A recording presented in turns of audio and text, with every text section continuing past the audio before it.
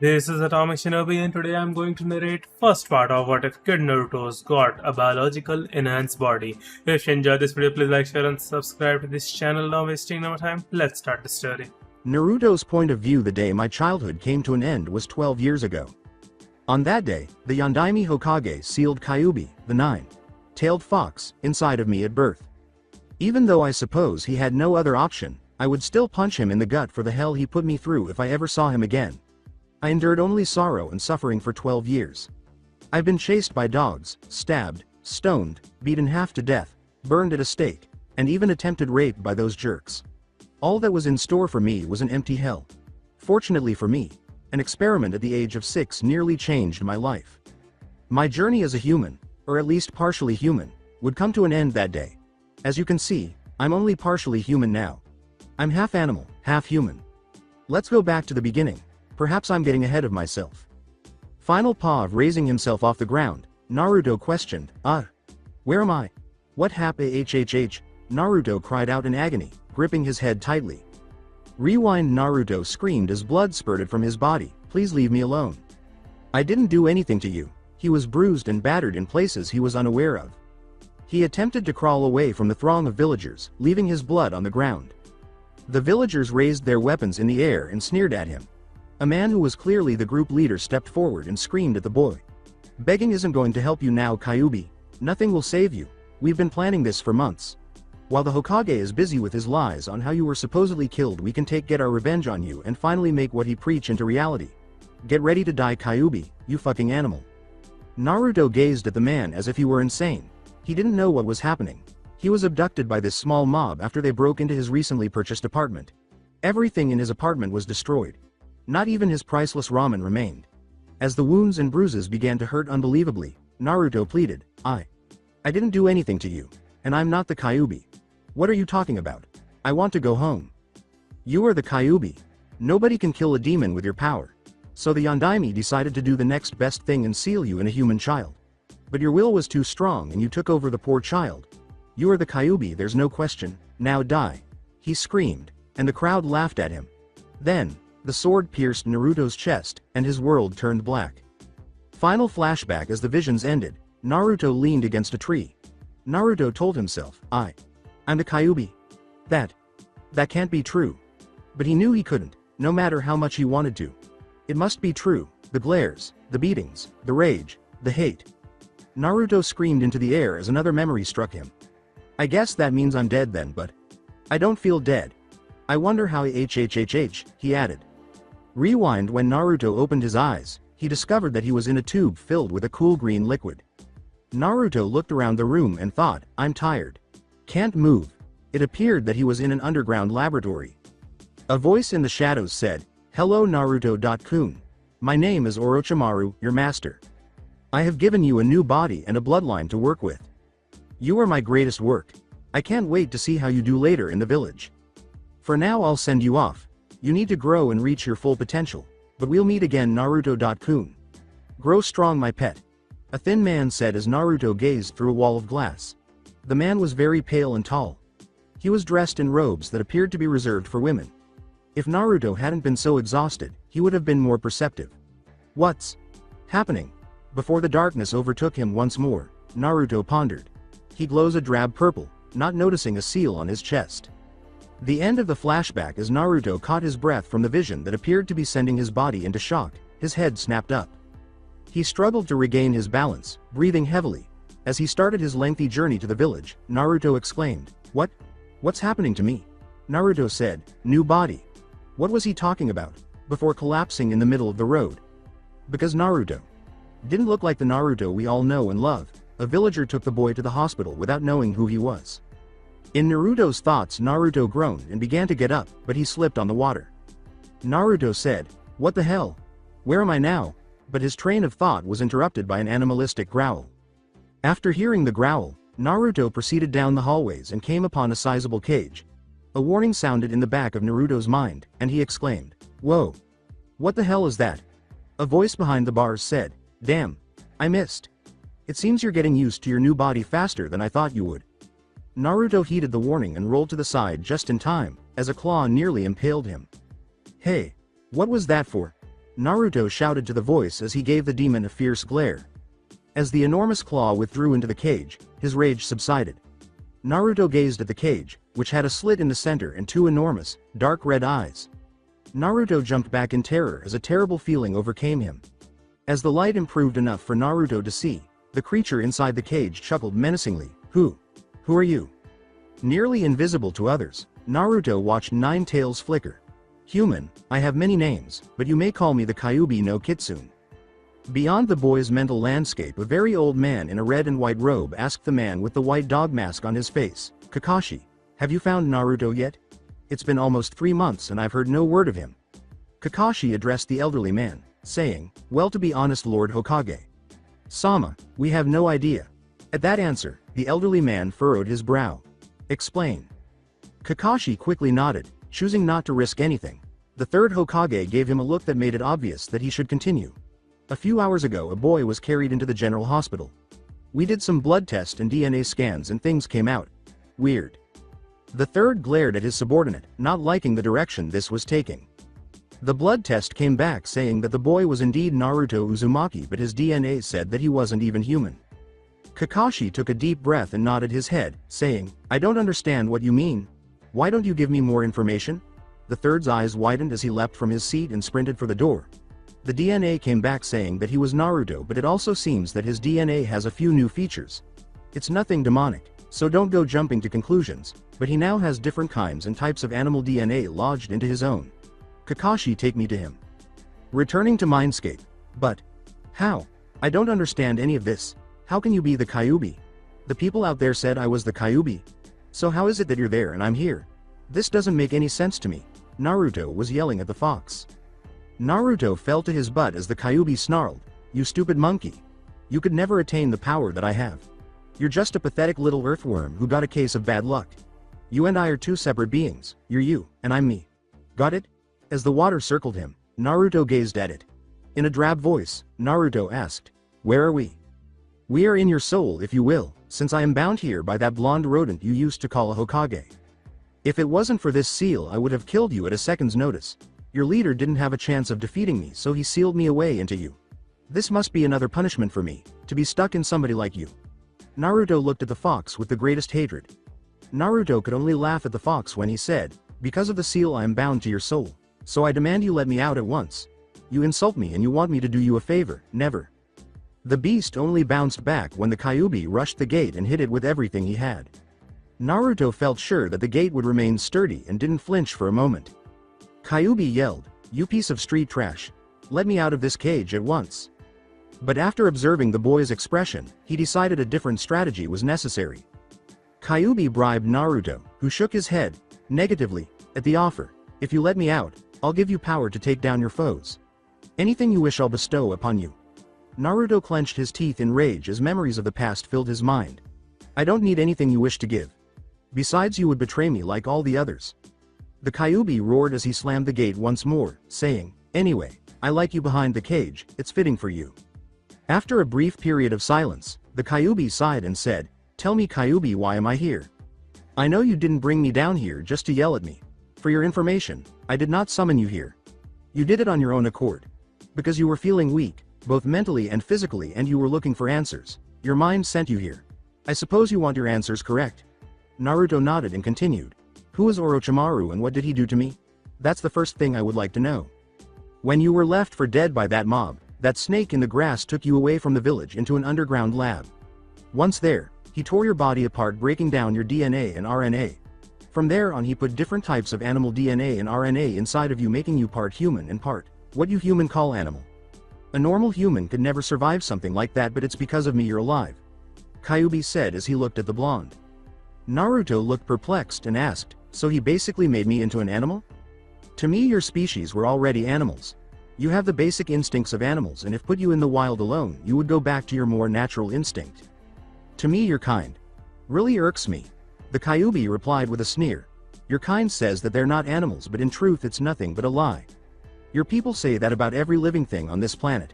If it's not a human, it's automatically labeled an animal or a demon. That is a misconception.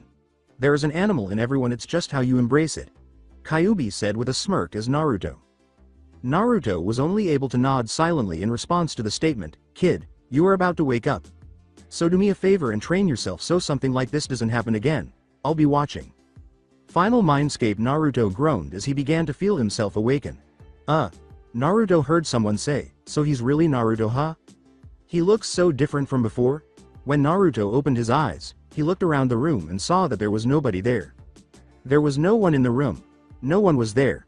Naruto gasped as the idea of parents entered his head. Yes, he does look different. He looks nothing like he did before. Thankfully, his DNA is somewhat the same for when it's time to learn of his parents. Thus, the individuals conversing are aware of my parents' identities. One of them has a Hokage. Gigi. Like voice. He knows my parents, so I'll wait for the time being. He said I'll learn in due time. How can I hear him when it sounds like he's talking outside the room? Did he just say that my appearance has changed? As he hurried across the room to the restroom, Naruto thought to himself, no way. A somewhat pale boy who was precisely 5 feet tall was reflected in him. His hair, which ended at his shoulders, was long and flat and pure silver. Similar to Sesshomaru's but shorter. His whiskers were slightly pronounced, but not enough to be particularly noticeable. He had developed claw-like hands. He used to be skinny and undernourished, but now he appears to have gained muscle tone. He had longer canines. They protruded slightly from his mouth. His eyes were the most significant new feature. It appeared very enigmatic and dangerous because his once pure blue eyes, which have the power to soothe people's souls, had turned a serene purple. Naruto was thinking, is that me?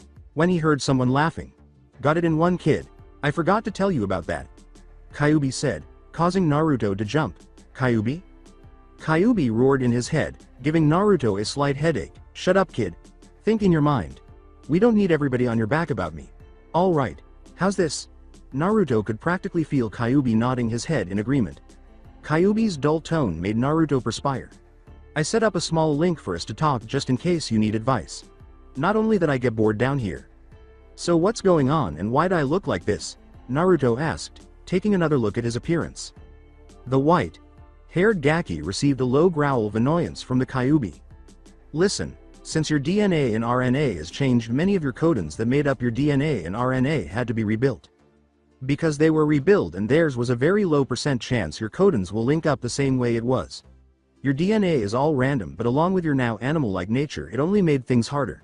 Normally any human wouldn't even be alive through the things that Snake did, but it's all because of me that you're still alive. Kyuubi said while Naruto was sitting by the sink in the restroom. I understand. You advised me to strengthen myself, but why would it matter to you if I did or did not? Naruto returned to the room and asked. I am the mightiest of all my kind. I can't nor will I ever have a weak container. Since I live inside of you, my life hangs in your balance and I would very much like staying alive. I see, so what's the first thing I should do? Returning to Naruto POV, that was the beginning of it all. I kept my knowledge of the Kyuubi a secret from the third.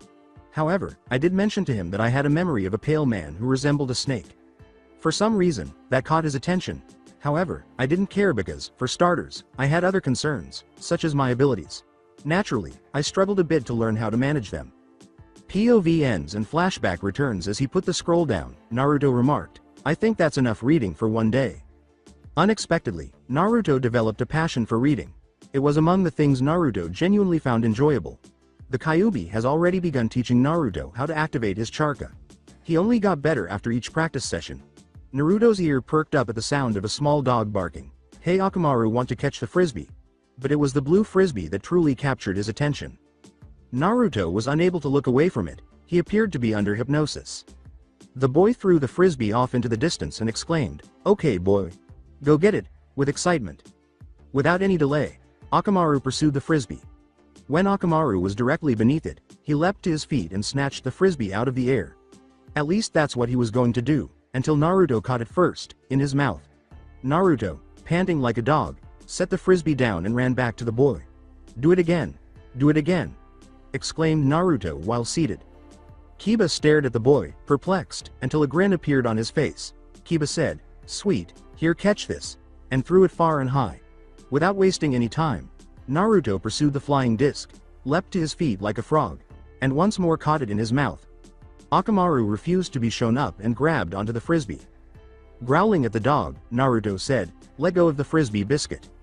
As they pulled on the frisbee, Akamaru yipped at the blonde, saying, "No way, you let go." The Kyuubi screamed, "Naruto, snap out of it," as it roused Naruto from his reverie. Akamaru fell to the ground and tumbled after he dropped the frisbee. His eyes enlarged with shame.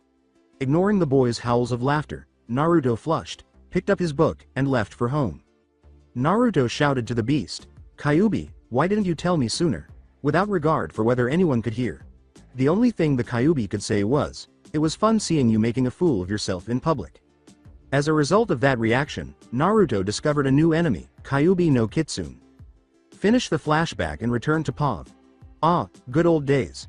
I suppose you could say that I spent the next 2 years or so cooped up in the library. I only conducted animal research there. In an effort to learn as much as I could about any animal, I did as much research as I could. I took this action in the hopes of learning how to regain self-control. I also discovered that I had additional skills at my disposal. My ability to see in the dark is one of my abilities. I can see a great distance because of my eyes. After 50 feet or so, everything becomes hazy. When pushed, I can also run at very high speeds. I'm as fast as a fish at swimming. Like a deer, I can jump a long way. My ability to see without my eyes is one of the things that fascinates me the most. I could always see with sound vibrations in the air if I lost the ability to see. Even though it was strange and I still don't fully control it, it's still a really fascinating ability. Being able to communicate with other animals is something else I like. I enrolled in the academy and began learning about ninja techniques during those 2 years, or at least I tried. Not much work could be done for me because the majority of my teachers either ignored me or sent me out of the class. Fortunately, the library helped me fill in the blanks. At that point, I made the decision to simply stop paying attention in class, or, perhaps more accurately, to pretend that I was. I used to put my head down on the desk and act like I was going to sleep whenever a teacher was speaking. I made sure that even though I received the lowest scores on an exam, I was still within passing range. In other words, I became the class doby because I had no other option. For some reason, I found jutsus to be fairly simple when we first started learning them. It was strange. It seemed as though I was adjusting how much charka to use in each jutsu move. Naruto was ecstatic about the potential applications of the Kyuubi's ability when he responded, "You are an animal, remember. And as animals we adapt to fit our needs," but no matter how hard he tried, one jutsu would not work for him. The jutsu of Bunshin. Clone technique. I've been informed that the clone overloads because I'm adding too much charka. I tried adding a very tiny bit of charka to the technique, but each time it failed. Regardless of the amount of charka I use in the jutsu. To make the jutsu work, I simply have too much charka. My class standing is a complete disappointment. I am the class clown, you see. I assumed it would make people think less of me, which makes me laugh a lot. Since I saw no reason to let it down in class, I made the decision to let it down when I graduated. I want to learn as much as possible. I want to be strong so that I have no excuses for being lazy. Of course, no one is ever harmed by a little payback. For example, one day I dyed every Hyuga's garment a vivid pink. That brightened my day. Kuchiyose no Jutsu is one of my favorite jutsu that I have learned over the years. Summoning technique. One day when I got home from school, the scroll was simply sitting on my bed. I'm not really sure how I got it. The dragons selected their masters, Kyuubi once remarked. I was able to call forth Byoku, one of the 5 dragon bosses, with the aid of the Kyuubi. Unbelievably, he was my partner and a fire dragon with incredible power. The boss dragons are 4 in number. Byoku represents fire. Mizutara represents water. Kazemaru represents wind. Raiden represents lightning. And Dio represents earth. Each has a unique personality and set of abilities. Byoku instructed me to acquire wisdom, which is a prerequisite for power acquisition for all dragons. That only made me want to read more books and learn everything I could. I learned to take everything as training over the course of the following few years of playing the fool. The abuse I receive is one thing. I had to turn everything I did into a teaching opportunity. Pranks teach you how to set traps, be stealthy, think ahead, be quick on your feet, and maintain composure when caught. In addition to pain tolerance, I forced myself to perform speed exercises and basic instinct stretching. I didn't have to like it, of course. For 3 years, the academy didn't teach me much, so I learned things from Kyuubi and the dragons. The dragons assist me in creating my taijutsu, which I named after them after observing their movements. The soaring dragon is the name I gave it. In essence, I'm skiing across the ground with charka to give the impression that I'm floating. It really helps that I use my strength and balance well. The lessons I learned from the Kyuubi were more useful. Kyuubi has a human Like form, just like any other kitsune. In his previous attempts, he would transform into that form whenever he was about to murder someone. I never really paid much attention to the last lesson, but Kyuubi taught me how to cook and how to be more courteous around important people. I suppose you could say that Kyuubi and I kind of grew fond of one another over time. I was expecting to pass the final exam, but I was surprised to discover that I was subjected to genjutsu. I took the test knowing I would fail this section because I couldn't release it because I couldn't control my charka and I would likely make it look like I was cheating. I chose to only use the academy style for the taijutsu test, and as a result, Mizuki almost killed me. The icy anger concealed in his eyes was visible to me. His goal was to murder me. Since I couldn't perform the jutsu they were requesting, I knew I had no chance of passing. In the end, I failed. Iruka, my new sensei, informed me of my shortcomings after arriving late to assist me during the school year. Seeing that I had no chance if everyone was only going to hold me back, I felt like giving up. That is, until Mizuki Sensei appeared and gave me the opportunity to pass. I guess he believes I'm a moron. I'll just give him time to think before cornering him. Besides, that forbidden scroll must contain some good jutsus. That essentially sums up what has transpired thus far. Since I have a few hours to learn from the scroll, I'm currently reading it in the forest. As I read the description of the jutsu's capabilities, I thought, Kage Bunshin no Jutsu. Shadow clone technique. I couldn't resist laughing as thoughts began to race through my mind. Oh yeah. We're going to have so much fun with this jutsu Kyuubi. All the Kyuubi could do was smile his fox smile and laugh softly. Naruto merely chuckled deeply as a wicked smile appeared on the 12-year-old's face. Oh, let's show our primal nature when the Chunin gets here. Naruto's canines had grown, and his hair now hung down to his mid-back. Why not? I am an animal. Naruto. Why did you take the scroll? A man dressed in traditional Chunin garb cried. His nose scar was the only thing that distinguished him from other generic Chunins. After donning his mask, Naruto grinned at the Chunin. Naruto stroked the back of his head and said, I see you found me Iruka Sensei. For the record, the silvered-haired genin raised an eyebrow at the Chunin wearing his mask and said, You're damn right I did. Now answer my question, why did you steal the scroll? Naruto deadpanned, capturing Iruka's stunned expression and concealing his darker thoughts. Nani, what are you talking about? I thought this was a second chance to pass the exam. Mizuki said if I stole the scroll without being caught I would be able to become a genin. While concealing a smirk from Iruka, Naruto thought, that's right, Chunin, fall into that man's plan. He has always been viewed as an outsider, not because he didn't like Iruka. He never received any assistance from Iruka. Hell, he never provided him with assistance when he needed it. Even though he was the most indifferent to the boy with the silver hair, Naruto didn't benefit much from that. Furthermore, Naruto was actually locked in the library. He developed into an antisocial person because no one ever wanted to talk to him. Naturally, he was not at all discouraged by those around him. Who, after all, would want to be friends with someone who makes fun of him? Not taking place. His inner thoughts were interrupted by a sound as he was pushed roughly away. As the shurikens and kunais sliced through Iruka's body, Naruto stared at him in disbelief. The fact that Iruka shoved him aside shocked Naruto more than the weapons themselves. He was perplexed by this action. Naruto had absolutely no understanding. Why? What made him shove me aside? He wants to save me, but not himself. Why? As Naruto gazed at the Chunin containing his wounds, he thought to himself. He has never had anyone do that for him. In the back of his mind, the Kyuubi was silent, seeking self-awareness. Mizuki sneered at Iruka and remarked, well, it seems you beat me to him Iruka, good job. Iruka coughed up blood and tore out the weapons. Iruka asked, why? Why did you trick Naruto like this, as Naruto silently glanced at the two? To his surprise, Mizuki laughed until his laughter became a threatening laugh. I've tricked him. Please. This whole village has been tricking him his whole life. You've all have been keeping a secret from him ever since he was born. Naruto gasped in disbelief. An additional secret? How many has that old man withheld from me? Naruto scowled in silence. Naruto, who had left his kunai at home, walked a little closer to one and asked, secret? What secret? Naruto thought to himself, I'll act like I didn't see it, but I'll use that kunai just in case he attacks. Iruka held his wounds to try to stop the bleeding and said, no, don't tell him. You know we are forbidden to speak it, let alone tell him. As he waited for Mizuki to reveal this alleged secret to him, Naruto disregarded the Chunin. When his plan to break the child came to fruition, Mizuki could only smirk and ask, what's this secret that I don't know about? As Naruto narrowed his eyes in agreement, Mizuki remarked, "The Hokage never wanted you to know. He kept this secret hoping that you never turn back into your real self. The only reason he's being nice to you is to gain your trust." Iruka sneered at the traitor and said, "That's not true. The third Hokage would never do something like that. Naruto, whatever you do, don't believe what he said." In exasperation, Naruto bit his lower lip. "Will someone please get to the fucking point? What's this secret? Tell me," Naruto screamed. Patience were the one thing Naruto lacked. The Kyuubi gave it to him.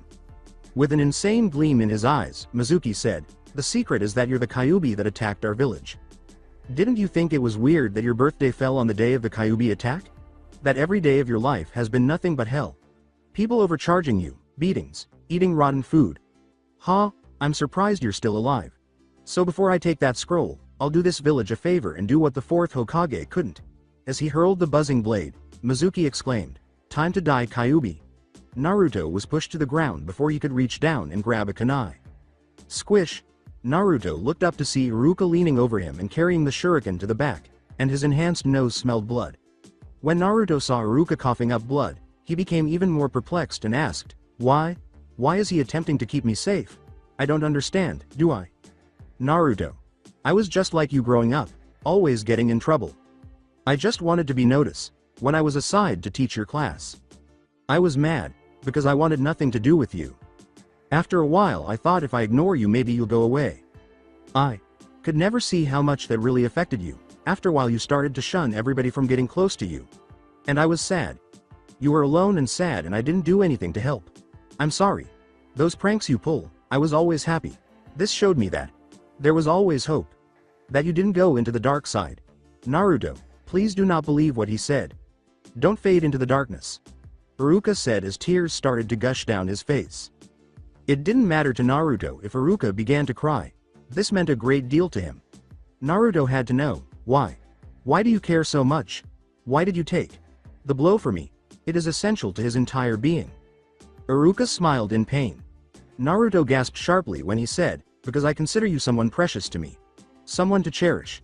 Nobody ever told him that, not even the Sandaime Hokage. Precious? Mizuki removed his final shuriken and exclaimed, "Such talk. He hates you, Naruto. Now shut up and die, instead." Iruka leaned against a tree and yanked the shuriken from his back. As he braced himself for Mizuki, Iruka said, "Naruto, please run. I don't want you getting hurt." With a smile on his face, Iruka thought, "So, this is it." As Naruto caught the shuriken, he heard him grunt. Iruka was incredulous. Only a handful of the Jonins he knew were able to stop bleeding when they caught a giant shuriken with their bare hands. Iruka noticed a tiny bit of blood streaming down Naruto's hand when she looked at it. As Naruto began to grin, Iruka remarked, "Naruto, I told you to run. You aren't strong enough to face Mizuki." He burst out laughing from his smirk. Mizuki and Iruka stared at him as if he had gone insane. Glaring at Mizuki, Naruto relaxed. Naruto continued to stare at Mizuki as he said, "All these years you two couldn't even see through my mask. I admit that you were close, Iruka. Sensei. So very close, but in the end you still don't know the real me." Mizuki's eyes widened in shock as Naruto snarled at him, What do you mean, Naruto?" Telling Mizuki, "I've been holding back for years." Naruto threw the shuriken back. Mizuki ducked under the shuriken, astonished at how quickly it was moving, but as soon as he turned back to face Naruto, he felt a fist strike his abdomen. Mizuki felt himself being lifted and thrown to the ground, coughing up blood. Mizuki fell to the ground in agony. He was hit in the stomach and fell from the tree, which caused him a lot of pain all around. "I had no idea he could hit so hard," Mizuki thought as he stood up again. Mizuki glared at the boy and gasped for air, asking, How? How did you do that?" Naruto laughed and forced a tightly controlled, freighting smile. "You really shouldn't have told me to come out here and learn one jutsu from the scroll. That was your biggest mistake. Kage Bunshin no Jutsu. Shadow Clone Method." When 1,000 Narutos arrived at the field, Mizuki and Iruka stood in disbelief. What the heck? Is this Naruto? As he gazed at the field in shock, Iruka thought. He wasn't alone, though, as Mizuki began to recoil in disbelief upon realizing he was outmatched. So the beating starts with a last scream. Naruto gazed down at the human man. That really cleared all my frustrations, he exclaimed. He certainly didn't have that appearance. Naruto? Iruka inquired, jolting Naruto from his reverie. Unaware of the reason, Naruto sighed and smiled softly at Iruka. Iruka grinned at his student's worry and nodded. Hey Iruka. Sensei, you okay? Hi. I'm okay Naruto. You sure did beat on Mizuki, how about we drag his body back to the Hokage's office? Before Iruka left the clearing, Naruto turned to face him and said, thank you. Iruka gazed down at Naruto, who had a calm expression on his face. His only response was to nod and smile. As he wiped a tear from his eye, Iruka thought, for once. I think I did something good in my life. For the first time, they enjoyed each other's company as they strolled back in quiet. After 10 minutes or so as Naruto watched the elderly man nod, Iruka remarked, and that's what happened Hokage, Sama.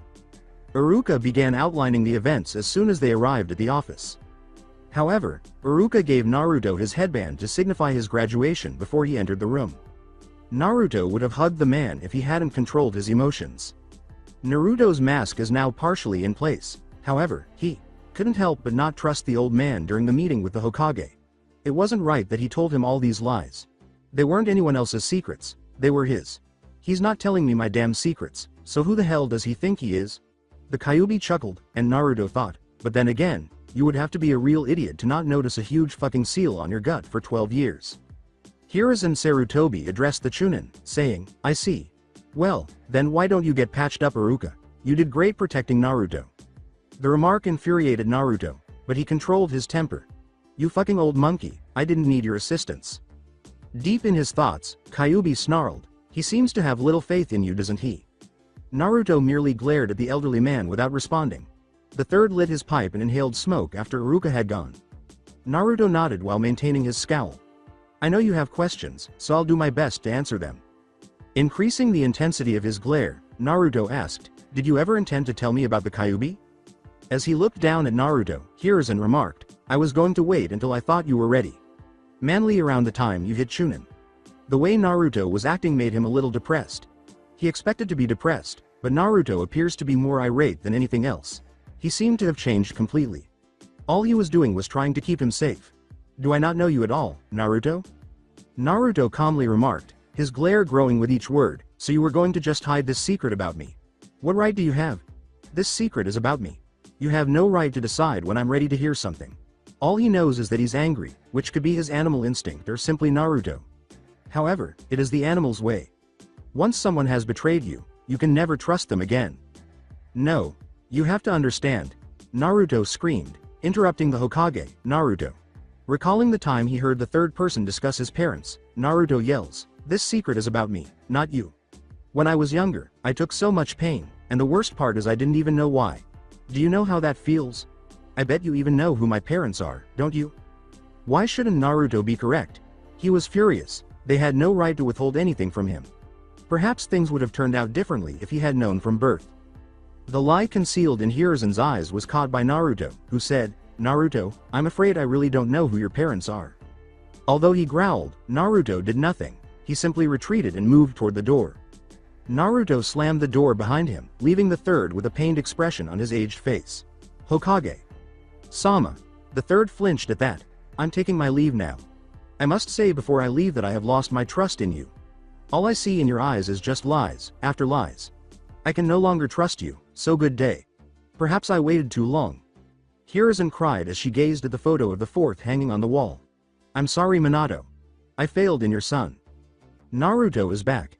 As Naruto left the Hokage office, Kyuubi questioned, so, now that you had a talk with the old monkey, what will you do now?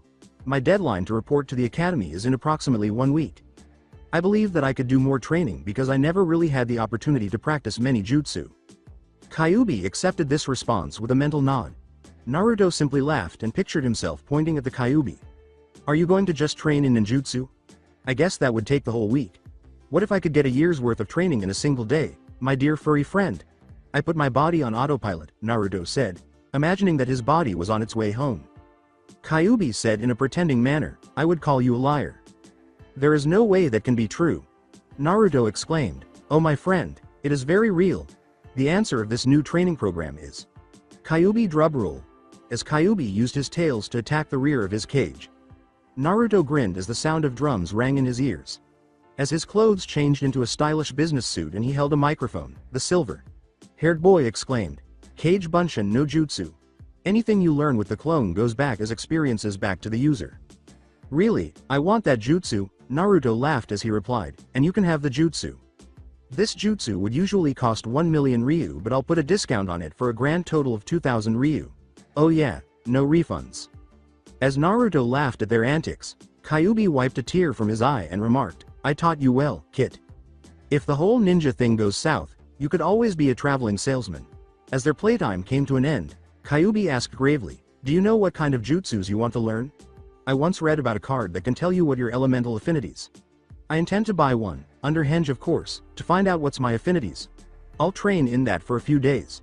Then I'll start work on my taijutsu with the dragons. The Kyuubi hummed to himself and nodded. All right, I'll wake you up at your regular time. 5:30 a.m. Wake up, Kit, Kyuubi yelled as Naruto shirked much like a cat as he latched onto the ceiling with his claws. Damn it, Kyuubi. Why do you do that every time? Naruto yelled as he heard Kyuubi laughing his furry ass off. Ha, it never gets old. Wiping a tear from his eye, Kyuubi said. We only have a week, so hurry up, kid, and get your act together. As he prepared for his training, Naruto sighed as Kyuubi entered the drill sergeant mood. Today's going to be a long day. You see, Naruto's day always went like this. The Kyuubi had prioritized training non-stop every day for their, or more of the Kyuubi's survival ever since the accident. At the age of 11, Naruto realized that this type of training was designed to increase his speed and stamina, so he never stopped. Naruto's day began with a run around the village, initially consisting of 2 laps. If Naruto could complete both labs before 6 o'clock on the dot, then he would have mastered his training. However, Kyuubi would add more laps to make things much harder whenever Naruto came close to beating the time. Naruto is currently up to 10 laps. Following laps as he lay on the ground in a training field, which was the furthest from the village and one of Naruto's escape routes, he said, damn it. Pant. I'm still not. Pant. Fast enough. Sweat soaked his body as he lay in the rising sun, and he could still hear people buzzing around in the village at this hour. After he had enough air in his lungs, he decided to return to his work, much to the contempt in his leg muscles. He bit his thumb and made a few hand seals before slapping his hand on the ground. Jutsu no Kachiyose. As smoke engulfed him, Naruto screamed, summoning technique, and realized he was standing atop a dragon's head. Just by looking at it, the dragon was intimidating. It had green scales with something like yellow armor. Like scales running up its stomach.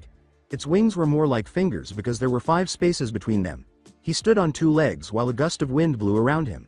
Its claws were purple with a red tap at the end, warning others that they were deadly. And its tail was swinging back and forth, with hair that resembled Naruto's covering the ends of it. See profile to see a picture. The dragon grabbed Naruto off its head and met the genin's eyes with purple and yellow. Naru-chan. For what reason have you called me? I was competing against Byaku in a race. You have no idea how furious he would be if I prevailed. My fun was ruined by you. As he gave Naruto a half-hearted glare, the dragon spoke in a high-pitched voice. I'm sorry, Kazamaru. Naruto bowed and said, I didn't know what was going on, please forgive me. Kazamaru then sent Naruto a little wind gust that knocked him down. Everything is forgiven, my young friend. Tell me now, why did you call upon Kazamaru, the all-powerful? Kazamaru puffed out his chest as he spoke. Naruto found Kazamaru strange. He thought the dragons would be a little serious, but Kazamaru surprised him by being vivacious, arrogant, and passionate about everything he did. His motto was, enjoy every moment you breathe. Naruto greatly admires Kazamaru, viewing him as a trustworthy friend. I called on you for assistance. Could you teach me taijutsu? Kazamaru nodded and made the decision to lay down on the grassy fields and rest his wings. I want to improve it. All right, Naruto-chan, show me. Naruto nodded as he assumed his stance. The soaring dragon's attack pattern was, at best, random. It required him to move like the elements, possess balance in all of his physical, mental, and emotional forms, and, like fire, be ready to turn an opponent's attack against them. Similarly, like water, he had to deliver hard blows and remain immobile unless he so chose, like earth, be able to stay on his feet at all times, be in motion, and be random, just like the wind. After inhaling deeply and letting go of any doubt, Naruto placed his left foot in front of him, clocking it to the right, bending his knees to obtain leverage, and placed his hands 2 feet apart, the left on top and the right on the bottom.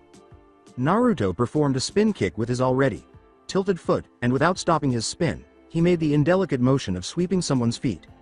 Naruto breezed through the katas, making sure to make no mistakes, and his movements were controlled but random, as if he were luring his prey in before he went in for the kill. His movements were calm and balanced, and then he suddenly tried harder, attacking with powerful punches and kicks. Kazemaru observed critically, focusing on the weaknesses and strengths of Naruto's style. To be honest, all of the dragons respected Naruto, and they were pleased that he learned before striking. The elders had been taking care of Naruto since his birth, and they were friendly with his ancestors. When the ninja age began, they intended to be partners for life, but they ran the risk of being pursued by others and having their dragons sold. It was said that they sent their last child, Minato Namikaze, to Konoha, but they were not quick enough to reach the elder blonde because he had already made a contract with the toads. If there was one thing a dragon was not, it was a coward. Dragons were naturally stubborn and would not stand by while their friends were destroyed, so with the elders' consent, they made a summon contract for the Namikaze ready for use. This was the beginning of the Dark Ages, as many members of the clan perished in the war. Kazemaru was pleased with their decision to grant Naruto his birthright after learning about him and realizing how much he needed it. Kazemaru tapped a few spots on Naruto's leg with his tail and said, "Okay Naru-chan, let's start with the fixing your stance, I see a few holes in it." Naruto spent the next 2 minutes adjusting his stance. "Could you tell me which jutsus would be best for me, Kazemaru?" Using another characteristic of his, the sad puppy dog eyes, Kazemaru asked, "If you could tell me my affinities, then I won't have to put up with those shop clerks." Kazemaru nodded and sighed, lowering his tail as he touched Naruto's forehead. A gentle blue glow and a gentle wind surrounded Naruto, and his silver hair fluttered up as the winds settled. Gazing down at Naruto, Kazemaru let out a monstrous laugh. "What a surprise! Wind, Naru-chan, you have my affinity. If I were you, Naruto, I would start learning some wind jutsu, but I would also learn how to make it," Kazemaru said in a childlike voice, and Naruto grinned, pleased that something as strong as wind was being used. For once, Kazemaru displayed his serious side. Then, looking at the dragon bewildered, Naruto asked, "What should I do?" The dragon stood up on his hind legs and said, "I don't know how to make wind nature chakra. Kuden jutsus are mainly used for cutting-based attacks," Naruto said. "Something soft was the first thing I attempted to slice when I first started out a few hundred years ago." As he threw a gust of wind at a tree, knocking down all the leaves, Kazemaru said, "Why don't you try that? You could try slicing one of these leaves here. In order to accomplish this, your chakra must be divided into 2 parts, which must continuously grind against one another until they are extremely thin and sharp before being reassembled. Since you're more of a trial-and-error kind of person, I won't be giving you any more advice. You ought to be able to solve it by yourself. Try something more difficult, like rocks, after you can cut the leaf. I must be heading out now. Goodbye, Naru-chan."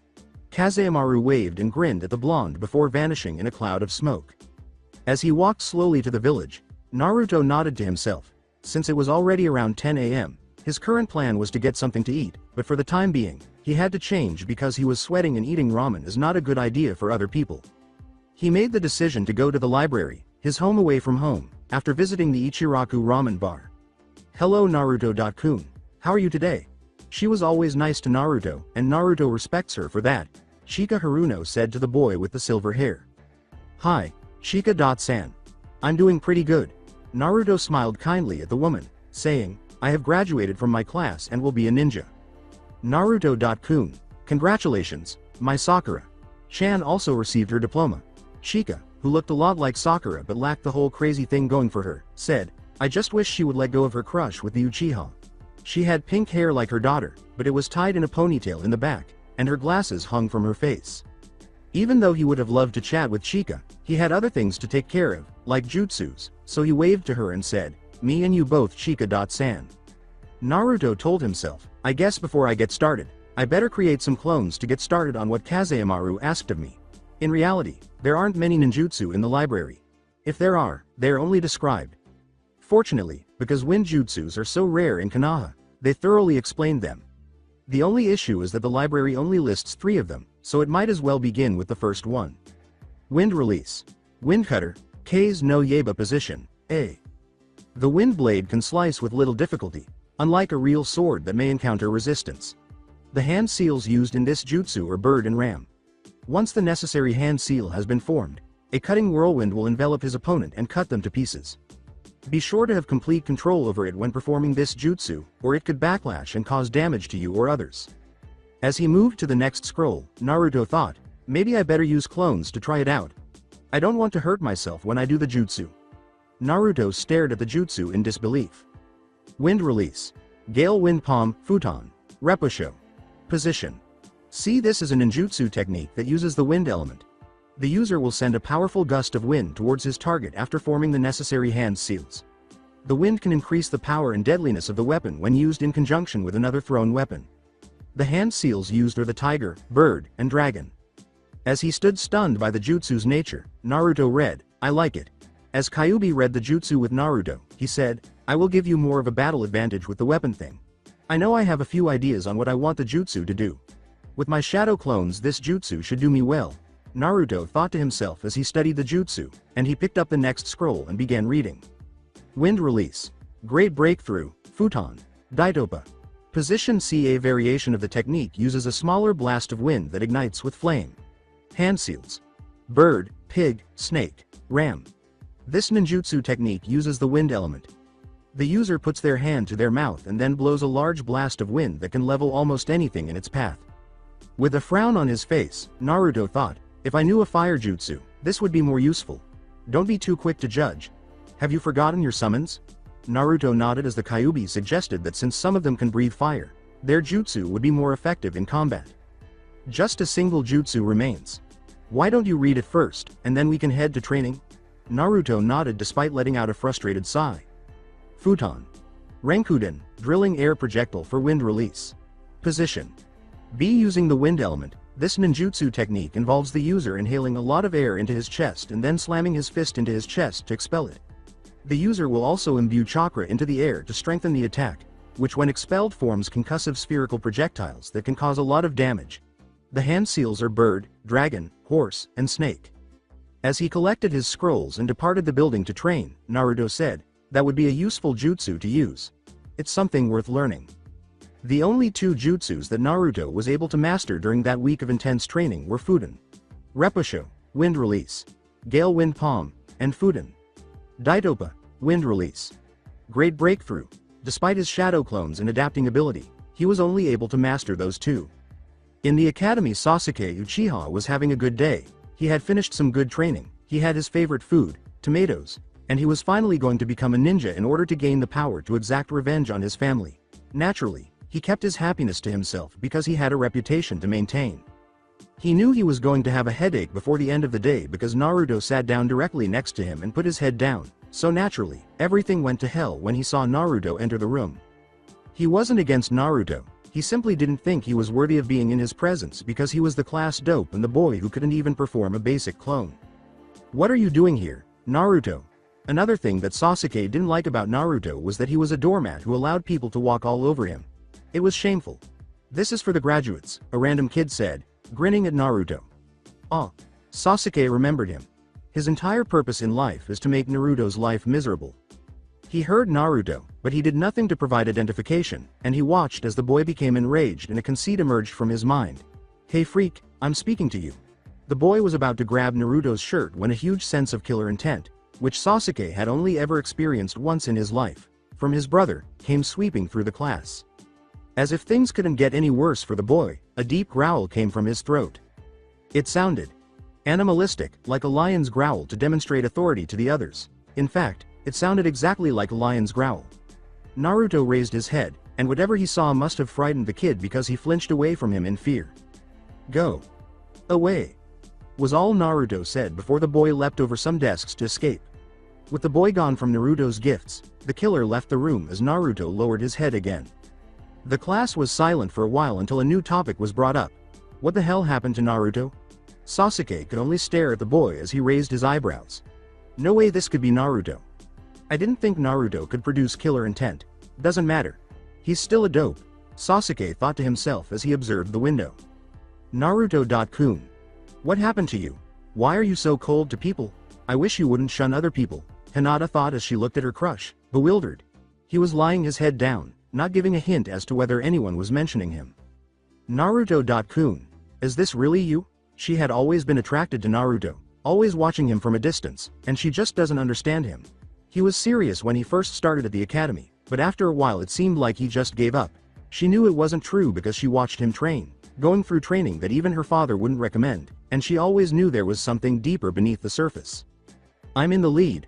I wish that Sakura was more like Chika-san.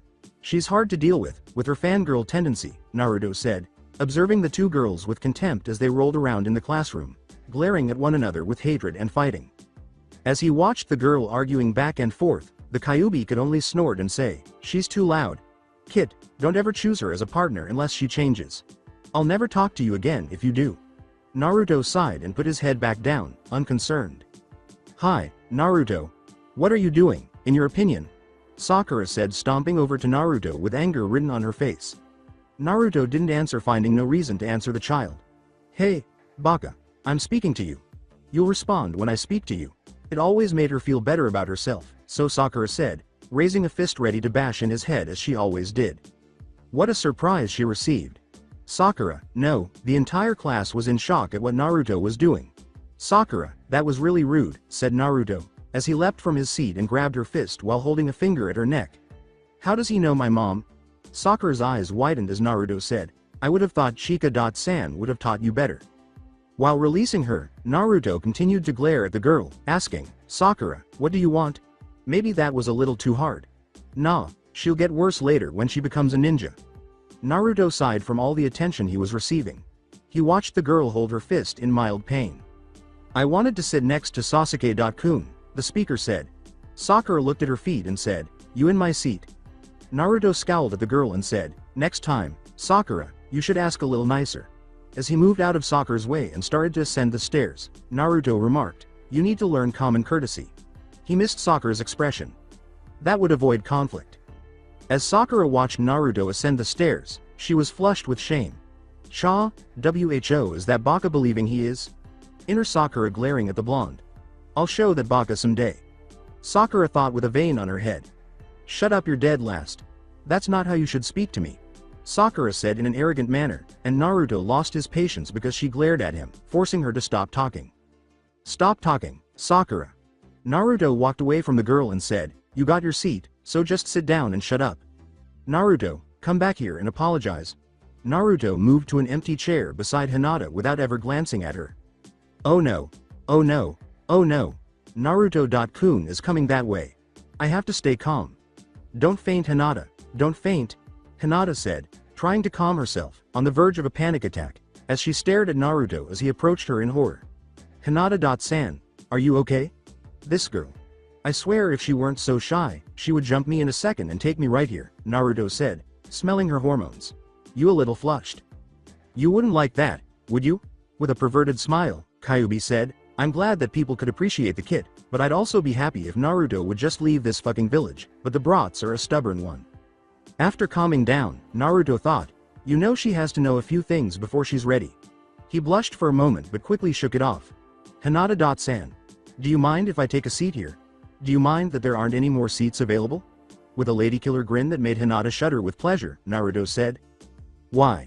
Why? Yes, Naruto-kun n. As she ducked under her coat, Hinata said, "You circa c. City. Air if you want to." Naruto's smile seemed to make her even more anxious, but also a little excited. "Thank you, Hinata-san." Naruto said, taking a seat, "I wish you wouldn't call me Hinata-san. Naruto-kun." She spoke so softly that no one could hear her, but fortunately, Naruto's animal hearing allowed him to hear her words and smile. "Oh, so, what name would you like me to use for you? Hinata-chan, what say you?" Unaware that he could hear her, Hinata was startled when Naruto said. She turned scarlet at the name. Hinata let out a sorrowful sigh as Naruto said, "No, Hinata-chan won't do." When Naruto said, "Oh, I know, how about Hinata? Haim." Hinata jumped in surprise. He gave her the unexpected name out of all the ones he could have given her, making the girl hit a shade never seen before. "Well, Hinata, what do you think?" Naruto watched Iruka enter the classroom and remarked, "Oh well, I'll figure it out sooner or later." Rewind. Naruto had to know, why? Why do you care so much? Why did you take the blow for me? His entire existence depends on it. Iruka smiled in pain. "Because I consider you someone precious to me, someone to cherish." Final flashback. "Precious, huh? As Naruto listened to Iruka's speech, he thought, I hope one day I will understand, but I still don't. Rewind. He took it easy today since it was the last day of his training. For the first time, he sat down with Iruka and they had ramen together. Observing the blonde tear at his ramen, Iruka said, Hey Naruto. As he put the bowl aside, Naruto looked up from his ramen and asked, What do you plan for the future? What is your dream after you graduate? I don't know. I just want to get stronger. Reach a level that has never been reached. I don't think I really have a dream. I never really wanted anything. Naruto said as he gazed at Iruka. Measuring his response, he appeared depressed. Naruto simply shook his head and returned to the ramen. What do you mean? You never had one thing you ever wanted to do? Ever wanted to know? He asked. Naruto nodded and held up his hand to the elderly man behind the counter, saying, Well, you're still young Naruto. You'll find out what you want later on in life. All of us do. Tucci nodded and returned to his work, saying, Oi, Tucci-san, another bowl. Iruka turned to face Naruto and the pile of bowls he had thrown away. Oi, Naruto, how many bowls is that? Tucci-san, another bowl. Oi, Naruto, that's enough bowls. Tucci-san, another bowl. Naruto. The flashback concludes that recollection made Naruto smile. It was one of the rare occasions when Naruto genuinely grinned and relished the company of others. A dream? I'll locate it. Sakura seemed to scream something about true love conquering all, or something similar, as she took a breath. Team 7 will be Sasuke Uchiha, Sakura Haruno, and Naruto Uzumaki. Naruto sighed, unhappy with the state of affairs, but he said nothing. Hinata caught Naruto's attention by saying, I'm sorry, Naruto-kun. She shivered as Naruto grinned and grabbed her hand. Naruto grinned and said, Thank you Hinata. That means a lot to me. Team 8 will be Hinata Hyuga, Kiba Inuzuka, and Shino Aburame. Team 9 is still in rotation. Team 10 is Ino Yamanaka, Shikamaru Nara, Choji Akamichi. Sakura jumped out of her seat as she pointed at Naruto. Hey sensei. Why is Naruto a necessary member of our team? The bubblegum girl shrank to her seat from the stares of Naruto, Hinata, and Iruka, who glared at her, saying, I thought he failed the graduation test. A teacher actually tampered with Naruto's test, causing him to fail the written version. Because Naruto has too much charka, he is unable to create a Bunshin no jutsu. He took a practice test that went awry, which is why he passed. Naruto valiantly fought off the treat, saving both the package and me. Because Naruto has the lowest scores in the academy and Sasuke is the rookie of the year, he must be on your team. Sakura, you were extremely fortunate to be included on his team. Iruka, growing weary of the girl's haughty demeanor and shocking the entire class, said, Now sit down. As Sakura sat down, crying, Iruka sighed and said, Just think, this is my last day to put up with her. You all will have an hour for your lunch break now that you know your teams. Iruka left the group to go to his lunch after saying, Congratulations, my students, on your passing. The now graduated generation gave a loud cheer. Naruto sighed as he watched his two teammates leave the classroom and turned to Hinata, who was merely fidgeting and enjoying their company. Since he didn't want to eat by himself, he said, Hey, Hinata. Would you like to join me for dinner? Even though Hinata blushed, she nodded her head. I would invite my teammates, but it seems they already left. When Hinata took Naruto-kun's hand and left the room, she was almost overwhelmed. I'm holding Naruto-kun's hand. I can't believe it, it's so warm. Oh come on Hinata, don't faint, don't faint. Hinata exclaimed, trying to gather her thoughts. Naruto, are you enjoying yourself? Kyuubi said with a huge smirk. Naruto blushed but caught to cover it up. Yes I am. It's going to be fun messing with her. Naruto said smirking. I approve Kit, Kyuubi said, you may take her as your mate. Naruto nearly stumbled when he heard the beast howling with laughter. I don't need your approval, Naruto cried. Not liking the silence, Naruto made an effort to talk to Hinata, making her laugh at his antics a couple of times, which made her much more obedient. Naruto heard his two teammates talking outside before they left the building, so he decided to listen to what they had to say. Naruto being on our team is unfair, Sasuke-kun. He will simply obstruct the path. The Hokage is most likely the reason he passed. Naruto must have assisted because he was always Iruka's favorite. Sakura said in a snobbish manner, it's unfair that a loser like him is on a team of elites. Sasuke looked at the girl with the pink hair and nodded, surprisingly saying, I don't care if he's on my team or not. It doesn't bother me because he's probably going to die on the first mission anyhow, Sasuke remarked as he turned to leave. Sakura gave a rapid nod of her head, Yes. Then, Sasuke-kun, it will just be you and me. Anyhow, who needs that weakling? How pitiful that he couldn't even make a bunshin. Sakura said, laughing at her own joke. After taking Hinata's hand, Naruto went outside. Those two words infuriated Hinata. That hussy is so rude. She blushed in embarrassment when she realized what she was mentally saying. I'll bitch slap her all the way back to where she came from. Naruto approached the two of them and gave them a chilly glare. As he scratched at the cage, Kyuubi yelled, "Kill them, kid. Don't let them talk to you like that." When they realized Naruto was present, he remained silent. Sakura had a look of profound regret that was quickly replaced by satisfaction when she looked at Sakura, while Sasuke just glared at him coldly. Sakura received a stern look from Hinata that would have made any Hyuga proud. Sakura recoiled slightly in fear since no one had ever glared at her like that. This sensation in her chest was unfamiliar to Sakura. She didn't know why, but she felt bad about what she had said about Naruto. Because I didn't do anything wrong, I shouldn't feel bad, correct? Sakura asked herself, hoping for an answer, but her inner self was unforgivably in the same situation. Every time she saw Hinata so close to Naruto, she also experienced a certain emotion. Inner Sakura screamed, "Shaw, get off my teammate, you bitch," as she pounded her fists against a wall. As Naruto passed them, he spoke very little and said nothing at all. Naruto and Hinata strolled silently after leaving the academy. She regained some of her confidence when Naruto smiled at her when they arrived at Ichiraku Ramen. Naruto said, "Well, we're here. You ready for lunch, Hinata?" "Hime." Hinata smiled subtly. As they entered the stand, Hinata gave a nod. Naruto and Hinata ate their ramen in silence for about half an hour while discussing how they were getting to know one another. "Are you an Inuzuka?" Hinata asked, smiling at him. "N. Naruto, is your animal like a appearance a bloodline or something?" Naruto ate his ramen and remarked, "No, I'm not an Inuzuka, Hinata. I'm an experiment." Hinata let her sliced sticks fall. "An experiment?"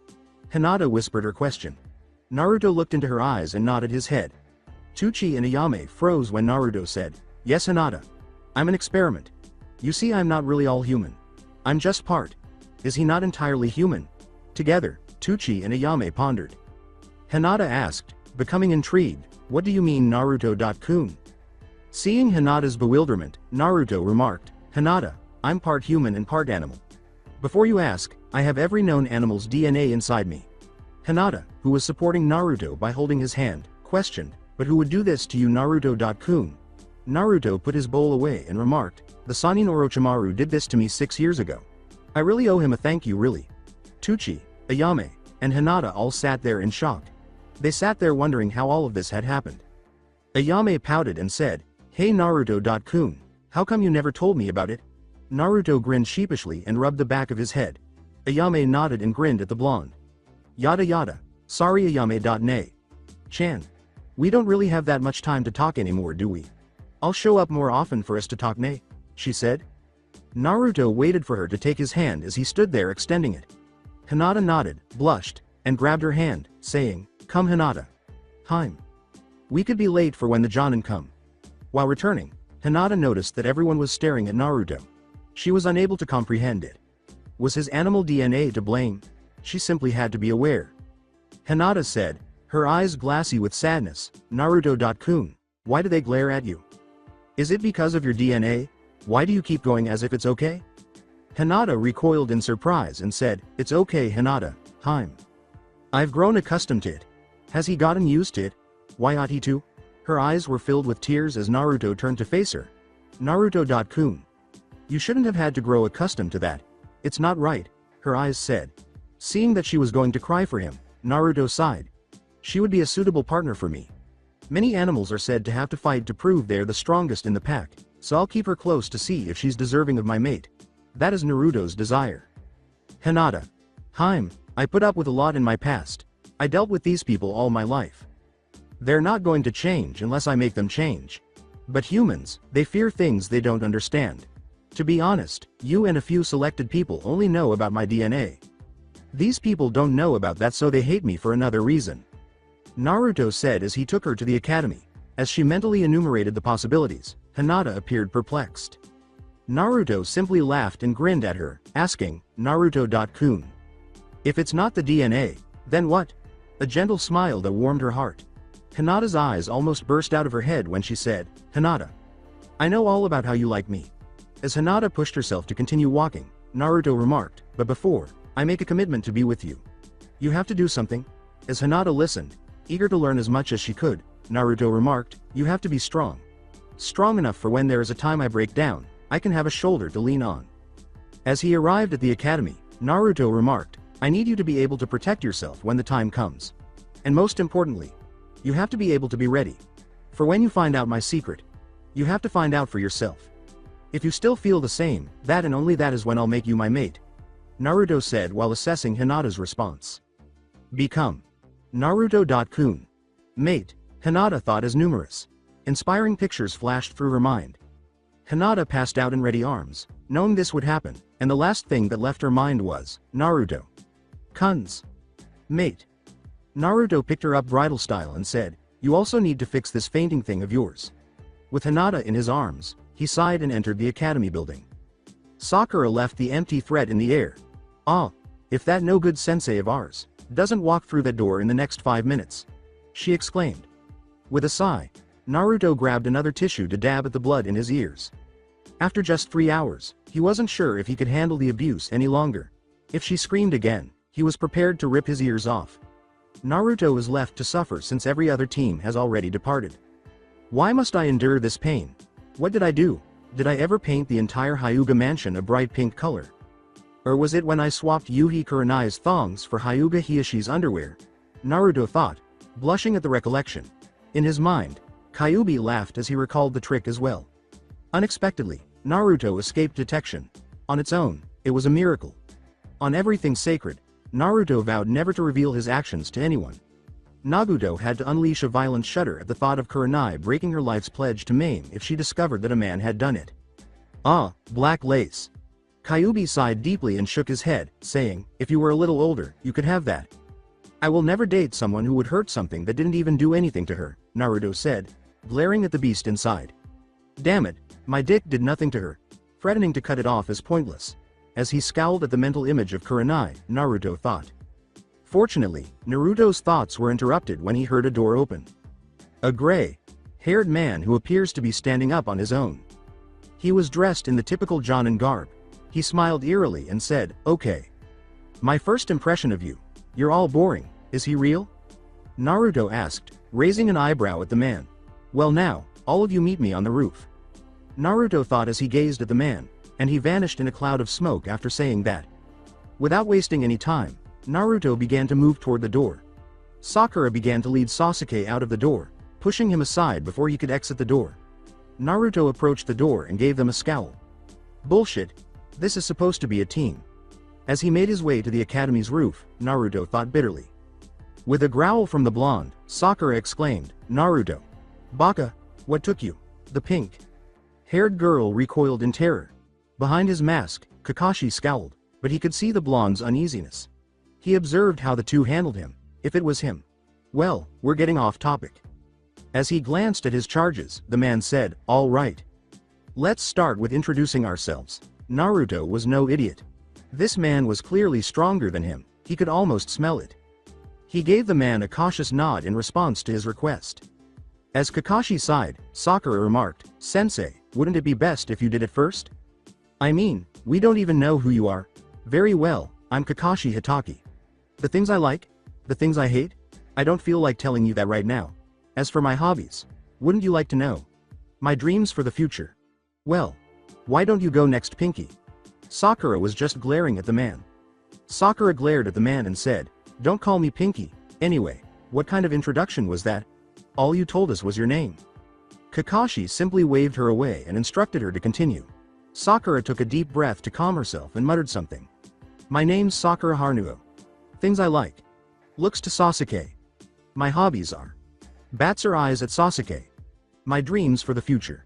Squeals while having a nosebleed. If you looked at Sasuke closely, you would have seen him curling into a little ball. Kakashi gave the boy a pitying glance. "What about the things you hate?" Sakura snapped out of her reverie and waved her fist in a detestable manner at Naruto. When she exclaimed, "Naruto. Baka," Naruto glanced at her before yawning and turning back to the clouds. Kakashi simply sighed because he already knew how this team would perform. I don't think this team is doing very well.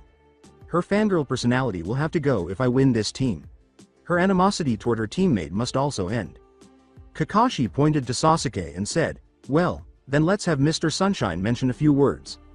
Sasuke tried to look badass by clenching his hands together. With hearts in Sakura's eyes, Sasuke smirked and said, my name is Sasuke Uchiha. I don't have many likes, but I have many dislikes. What I have is not a goal but an ambition. I will recreate my clan, and I will kill a certain man. Yes, I am a badass. He's still on that, then. As he looked at the blonde, Kakashi thought, revenge will only make him weaker in the long run. Although Naruto continued to gaze at the clouds, Kakashi could see that he was paying attention to his surroundings. Let's see what Naruto has to say, I said. Kakashi gave the boy a slack smile and said, okay, Blondie, why don't you go next? Naruto glanced at the man and smiled a little. I'm Naruto Uzumaki. I like ramen, reading and dragons. I hate when people look down on others because of who they are or something that's not their fault. My hobbies include reading and gardening. My dreams for the future is to find someone precious to me and to understand what that means. Naruto said while staring at the ground in the final sentence. Kakashi gave the blonde a smile. He can now collaborate with that individual. Uzumaki Naruto. You had a fascinating upbringing. After the meeting, I'll speak with him about his dream, Kakashi said, observing his fellow students mock the blonde. Well, Sakura did. Sasuke simply disregarded him. With a constant smile, Kakashi said, now that we know each other better, let me tell you what your test is and I can be on my way. Wait, what do you mean test? Kakashi glared at his charges and merely laughed evilly. You didn't really think you were a genin, right? That test was merely to weed out the weaklings. Now the real test begins tomorrow. Meet me at training ground 7 at 5 in the morning. Yane, Kakashi said as he disappeared in a puff of smoke. Using his boundless wisdom, Kyuubi remarked, you know kid, it wouldn't hurt to try and be on good terms with your teammates. I know you don't like them, but you'll be spending a lot of time together. Naruto let out a sigh, concurring with the F. It couldn't be harmful. Furthermore, I can't pass judgment because I don't know them well. Thoughtlessly, Naruto stood up and broke the two of them, saying, even if they do act like jerks. Hey Sakura, Sasuke. I don't want any problems since we are now a team. So how about we get something to eat so we can get to know each other? Naruto replied with a slight grin. As Kyuubi was about to finish, Sasuke burst out laughing. That's right kid. Let's not judge until we know them. I bet deep down inside there. Sakura joined in on Sasuke's laughter as he said, please dope. Like I would really care about you. Attacking the gate, Kyuubi yelled, let me out kid. Let me out. No good, rotten, SPIOLD, waste of space little, dipshits.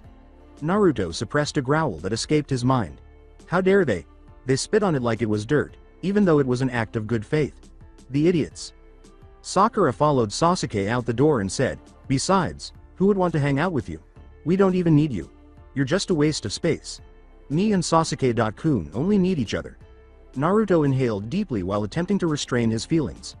Kami, he'll go crazy dealing with these people. Suddenly appearing, Kakashi asked Naruto, what about you, Kakashi? Are you going to decline my request also? Kakashi smiled and said, sure I'll go but how did you know I was still here? To the blonde. As they made their way to the ramen bar, Kakashi nodded and Naruto tapped his nose while glancing at the man. I could smell you. You smell like grass, and somewhat of dog. Within the Ichiraku ramen bar with his eyes fixed on the blonde, Kakashi asked, so, what did you want to talk about Naruto? About 6 minutes have passed since they arrived at the ramen bar, and Naruto has already consumed his 9th bowl. As the blonde covered a belch, Kakashi thought, I know one thing, I'm not paying for him. Kakashi narrowed his eyes as Naruto remarked, I thought since we might be working together in the future, we should get to know each other first. When I asked, well I think you saw what happened. As he watched Naruto take a deep breath, Kakashi remarked, I understand Naruto. To be honest I'm only on this team to teach Sasuke about his Sharingan if he ever unlocks it. That infuriated Naruto. It seemed as though he and Sakura were unimportant. Naruto glared at Kakashi and said, then what's the point of being on a team? If you're just going to train Sasuke, then what about me and Sakura? The look made Kakashi suppress a slight shiver. Naruto, I've been ordered by the council with the Hokage's approval, to give Sasuke more attention. I'm sorry but that's what was ordered. I was told to give you little time as possible. The truth of the matter Naruto, as long as the council has a strong hold of the village then there is nothing I can do. Kakashi replied as he examined his water glass. A conceit appeared on Naruto's forehead as he crushed his chopsticks in his hand. Tucci and Ayame cast pitying glances at Naruto. Naruto's expression remained neutral as he gazed at Kakashi. Naruto got up and left the money on the table, saying, "I should have known. I always wonder why I even stay and put up with shit like this." Kakashi grabbed his shoulder and stopped him just before he was about to pass out. Naruto's expression was unreadable as he gazed at the man. "I know that you're angry, Naruto, but there's nothing the Hokage can do. I know it hard, but I'll try and spend some time with both of you and Sakura." Naruto raised an eyebrow at the man. "That's where you're wrong, Kakashi. In life we all have a choice. I chose to stay and put up with this village's ignorance, and to me, it's not fair. I will not be anyone's scapegoat just because of what's sealed inside of me. I'm going to speak with the Hokage about this. You can come if you like. I don't really care," Naruto said as he lifted the man from his shoulder.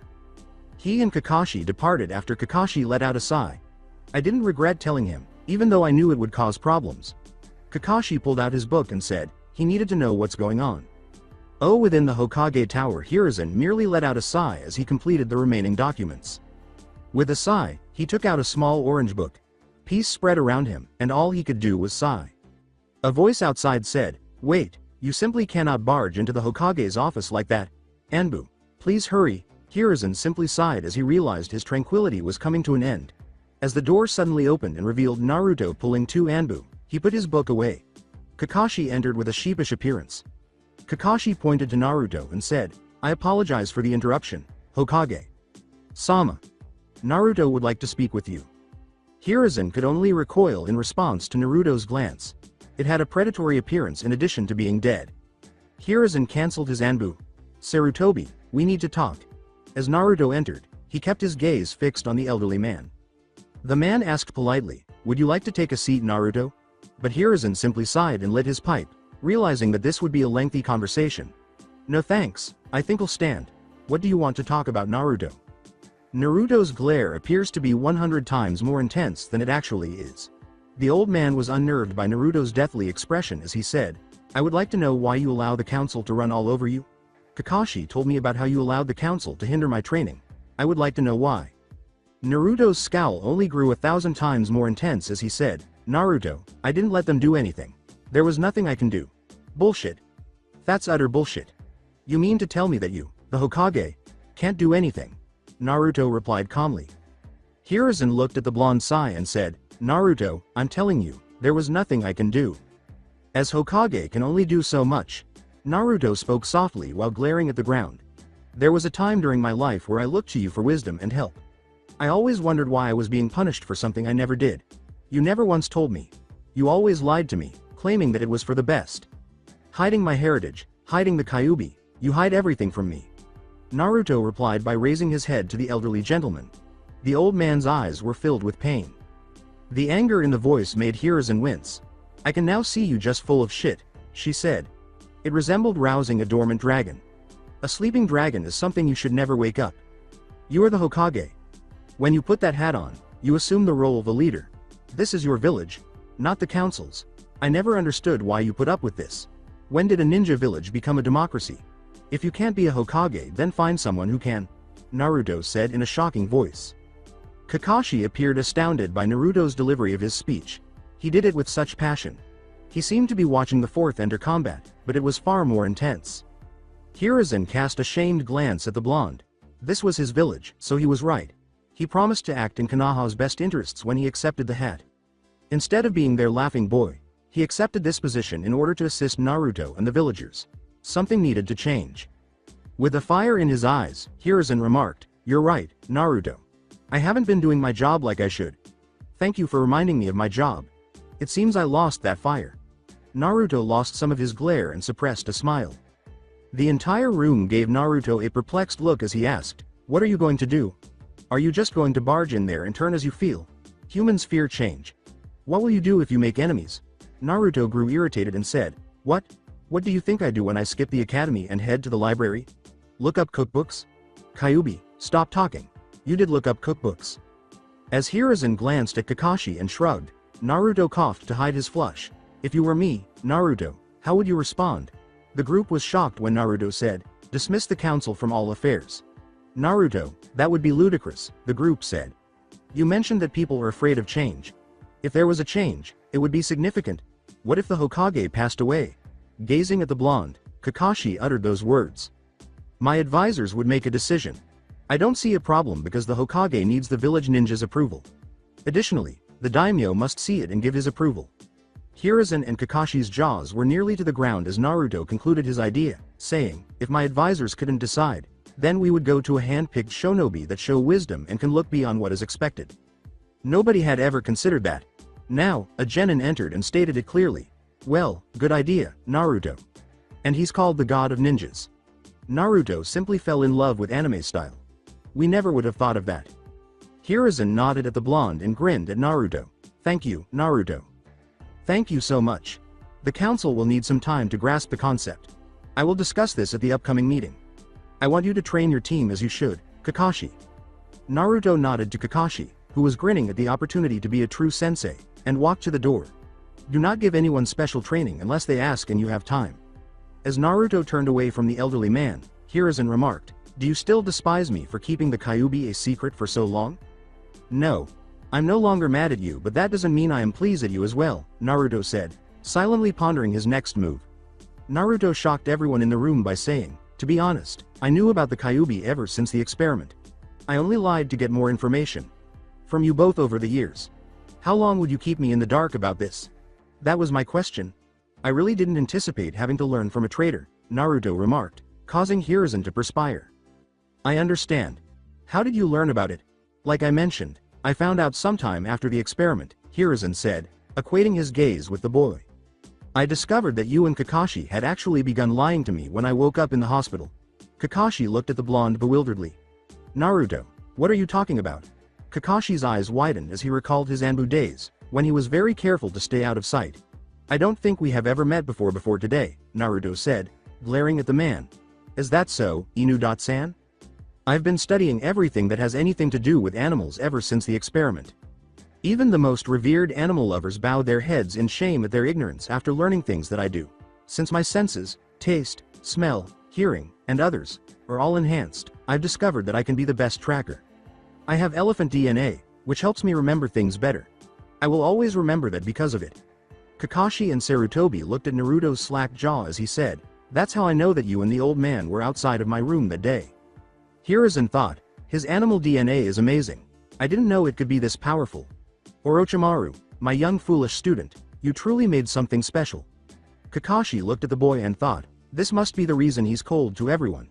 He can only see the hatred that lies in everyone's eyes. To hear all the hurtful things people say about him. I'm sorry sensei, I couldn't do a better job with your son. Naruto looked at the two and sighed, jolting them out of their reverie. I understand. When you asked me about your parents, you blew up at me for that reason. Hiruzen said, Naruto, let's make a deal. Kakashi and Naruto both raised their eyebrows in perplexity. I will tell you about your family, but only if you meet certain requirements. You have to be strong enough to engage Kakashi in a full-on battle with 3 other people of his choosing. You have to be a chunin or something. You must be regarded as one of the village's strongest people. And at last receive recognition for being a great ninja from half of the ninjas. Are these requirements acceptable to you? There was a tense silence in the room as Naruto considered his options. Hiruzen said, I'll even write them down and will be signed by me. Naruto nodded and turned to face the elderly man after a few moments of contemplation. All right. I will. I don't have to like it because of that. Kakashi grinned and said, well now that this is solved, Naruto thank you for dinner but as you can see it's time that we should all be going. This startled Naruto, who lost track of time and noticed that it was indeed sunset outside the window. Hiruzen nodded, confident that he wouldn't learn anything. You're right, I think I'll go now, Naruto said, nodding and making his way to the door. Make sure you get that deal written up, old man, Kakashi said before he could leave the tower, adding that he would walk him halfway because he was also going that way. I'm sorry, Naruto. I really am. If anyone deserves a happy ending, it should be you. You put up with something every day knowing deep down that you don't have to. I really wonder, why you stay? What's keeping you here in Konoha? You say that you think more like an animal now, but any other animal would have left from the abuse you endure. Since Kakashi and Naruto are currently at the location where they parted ways, Hiruzen's question will regrettably not be addressed at this time. Well, Naruto, this is where we part. Do you feel comfortable walking on your own? Kakashi inquired, keeping his gaze fixed on a book. Hey Kakashi. Sensei, what's in that book that has you so absorbed? Naruto asked, nodding as he peered curiously at the book. Hey, if Guy could make a mini-him, why can't I write? Asks Naruto, causing Kakashi to cry. Just consider this. One of his students, wants to know what he reads. You could say that this is where Icha Paradise's power causes Naruto to lose his innocence. Oh, the following day the birds were singing, the kids were laughing, and Konoha was experiencing a serene day. Where are the fuck they? It was quiet. Sakura Haruno and Sasuke Uchiha, two of Kakashi Hitaki's students, were waiting for their incredibly late sensei and their teammate at Training Ground 7. They didn't seem to care whether their teammate was there or not, they just needed their sensei to begin the test. Sasuke.kun. Where could they be? Sensei still hasn't arrived after more than 3 hours. I expected this from Naruto. Baka but not from a Jonin. Sakura asked her crush, glaring up at the sky. He should know it's rude to keep a lady waiting. Sakura was thankful for the time she spent with her crush, but 3 hours of silence from the Raven was enough. A voice that is easily recognized as Naruto's said, well, if you find a lady, tell her sorry for the wait we got lost on the road of life. Sakura turned to scream at him, but her voice was interrupted by her thoughts. Now, Naruto was dressed in a tight black shirt that seemed to fit his body, loose black pants with several pockets, and a white coat with orange spirals that appeared to dance. The coat appeared to be torn at the ends, and he had an orange slash that appeared to be worn and old. His hair appeared to have been cut to reach his neck, giving him an aged appearance, picture on profile. What happened to you, Naruto? As a little drool trickled down Sakura's lip, she said, you look different. Naruto narrowed his eyes at her and said, so I change my clothes and she notices, she is so shallow. Naruto could almost smell her attraction, which made him feel ill. Look in front of Haruno. We need to finish this test. She recoiled at the tone of Naruto's voice, but he continued to stare at Kakashi while snarling at her and holding an orange book. He raised 2 bells and said, now that we have everyone here, let's begin the test, shall we? Kakashi grinned and said, your goal for today is to get these bells from me. He loved the way his team was staring at him. There was so much confusion on their faces that it made him feel giddy inside. There are just 2 bells, sensei. Does that imply that none of us will pass? Sakura asked, looking at her teacher. What are you playing at, Kakashi? Naruto thought as he heard Kakashi chuckle. Well, who knows? You forget that I'm a Jonin who fought before any of you 3 were even born. Who's to say you won't receive the bell before the allotted time has passed? Kakashi's words sent the team reeling back in disbelief. Hold on, there was never any mention of a time limit. Sorry, that must have slipped my mind. Naruto growled at the Jonin, which only made Kakashi laugh harder. Sasuke scowled at Kakashi and took out an alarm clock from his pocket. Now this is set for at noon. If you can pass my test, let's see. Keep in mind that you must retake the Ninja Academy if you fail it. The team started to perspire when Kakashi said, don't worry so much because who knows, you might be the first team to ever pass my test. Observing the team's responses, Kakashi declared, you can use any weapon you like and you have to come at me with an intent to kill or you will never get a bell. I have to get a bell. If I ever want to kill Itachi, I can't fail here. Sasuke glared at Kakashi with a hateful glare before turning to face his teammates. You two better stay out of my way. I swear I'll take you down if you do. I'm a girl. My mom said you should never hit girls and she's always right. I won't lose and that's final. Sorry Naruto, but I'm getting a bell. Me and Sasuke will not be separated, Sakura said, glaring at Naruto with hate. Sakura looked scared, but after seeing her love's determined face, she began to gain some confidence. This is strange. Why put us in a team if you're just going to separate us again, said Naruto, who appeared to be lost in thought. Think kid. Why even form a team? That's easy teamwork. Gah, I'm so stupid. Then the bells must be a distraction from the true goal. Working together, Kyuubi said, already catching on. You have a plan, kid, right? Yeah, but if this is about teamwork, then they need to help me not do things on their own, Naruto said with a mental smirk. What are you going to do, then? The pink slut will follow the emo's instructions because he is too self-centered to see the situation as it is. This is not a game we can win. How can we persuade them to cooperate with us? Even Naruto is unsure of what it would take to get them to listen, so he was unable to respond to that question. As he cut off contact with the multi-tailed beast, Naruto thought, I'll think of something, but for now we should get ready. Alright, the test is about to start. Kakashi grinned at Naruto's strategy and said, good job, Naruto. Let's see if you can convince the two to work together. Kakashi pulled out his book and began reading as Naruto wasted no time in grabbing his two teammates and running into the forest. Oh, in the woods. Dude, you're awesome. Put me down, Sasuke yelled as Sakura struggled to get off of Naruto's shoulder. Naruto growled at them as he threw them on their asses. What's the big idea, dope? Sakura scowled at our blonde hero as Naruto spoke. Were you two even aware of the actual purpose of this test? Or were you simply going to launch a full-scale attack? With an even gaze, Naruto said, What are you talking about, Baka? I needed their assistance, and the best way to do that is to earn their trust. We just need to ask Kakashi. Sensei for the bells. How difficult that must be. Since I'm far smarter than you and we have Sasuke Uchiha, I should have no trouble passing this test. For you, however, there is no chance. Sakura remarked snobbishly, You are the class's dope. What gives you the impression that you have a chance? She's really getting on my nerves. Kit, I know Kyuubi, she's pissing me off too. Kyuubi growled at the pink-haired bitch. How can we work with them if they won't even admit to themselves that they don't have a fighting chance? Kyuubi said, unintentionally adding to Naruto's annoyance and frustrations. As it stands, this test is about teamwork, and we need them for it to work. Naruto yelled, growing frustrated from all the talking. As he unintentionally revealed his intention to kill the two, Naruto screamed, I know, but damn it, we have to try, and why hasn't this bitch shut up yet? Enough. When Sakura finally saw the key, she watched in terror as Naruto yelled, Stop talking. It felt like a hand was around her neck as she struggled to breathe, and Sasuke was no exception, gasping for air. You two pay attention, and you do it well. I've put up with you two for a while now, Naruto said, his murderous intent unwavering. I've tolerated your insults and even allowed you to attack me to some extent, but I will not tolerate your arrogant thoughts.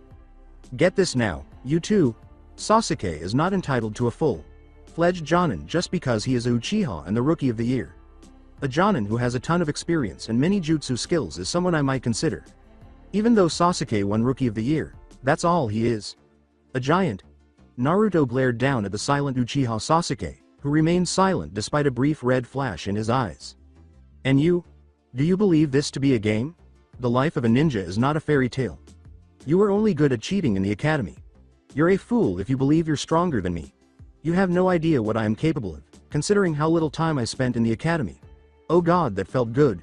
Naruto exclaimed, panting at his tirade. I've been meaning to say this for a long time, and it felt so good to come right out and say it, he thought as he reduced his intent to kill.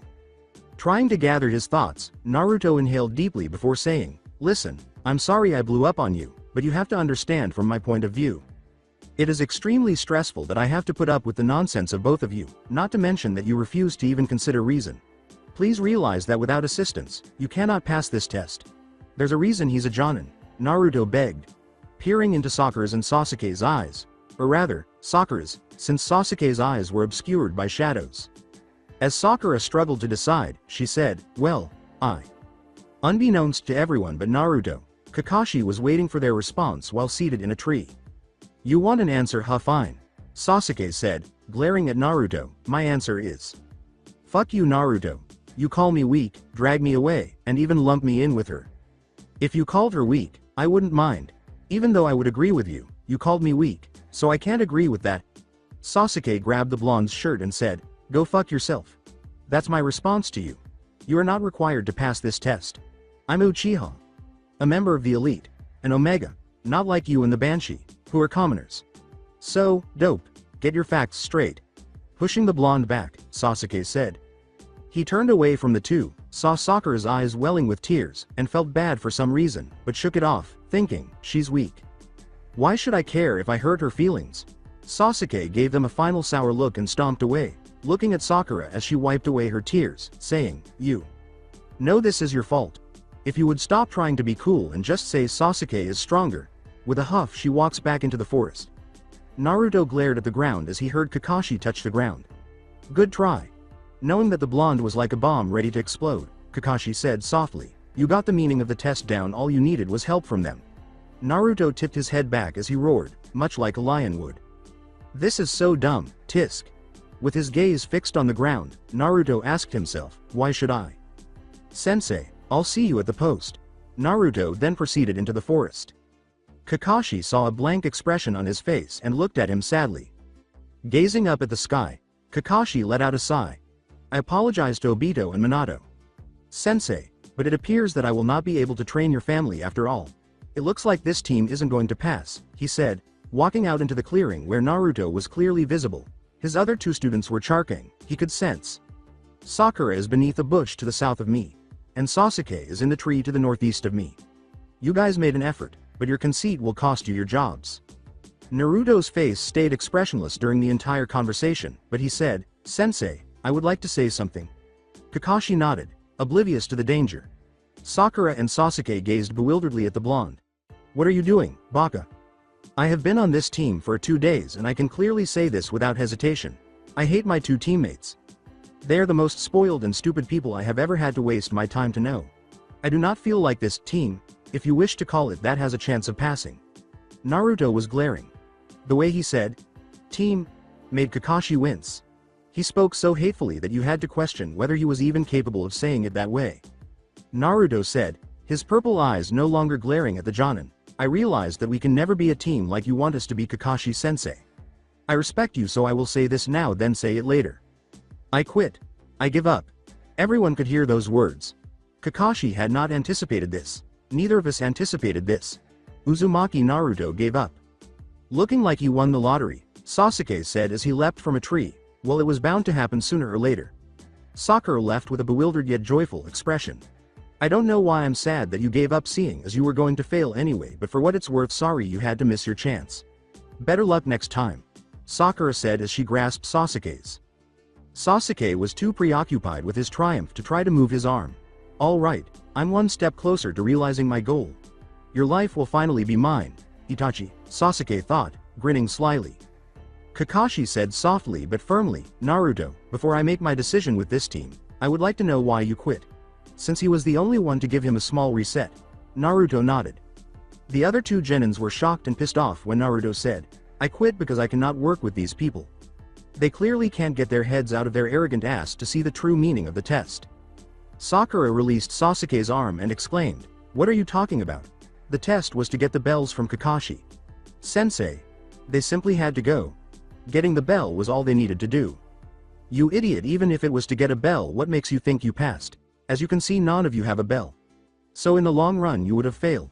Naruto said to both of them. None of them had a bell, and he was correct. Sakura and Sasuke turned to face Kakashi, who stops them before they can attack by holding out his hand. Holding his clock in hand, Kakashi declared, don't bother, I'm ending the test. When Sasuke exclaimed, what, no, it isn't even noon yet. Why are you stopping the test? His face was more animated than it had been in years. It's because it would only be a waste of time. You still don't understand the meaning of the test. You both think this is about getting the bells. Kakashi could care very little about how powerful you think you are or what your rank was in the academy. He couldn't give a damn about your family. The only thing he cares about right now was teamwork. That was what this little test was about. Naruto was primarily speaking to Sasuke. As he delivered his speech, he saw Sasuke tremble with anger. You're wrong, Kakashi. Sensei even said our goal was to get the bells. Why would he lie to us? Naruto was left with nothing to do but groan on his temples. Talking to this girl was giving him a headache. I wish I could just slap her right now, for heaven's sake. As Naruto heard Kyuubi grunt, he thought. I agree with you on that one, kid. She can really annoy someone. Why is someone that is said to be the smartest one in the class be so stupid? We are ninjas. We are being paid to lie. You idiots don't know the first thing it means to be a ninja. You think being a ninja is showing you're straight or using the best jutsu. You're fucking asking for a slow, painful death, and not just you but everyone around you, Naruto replied with his fangs at them.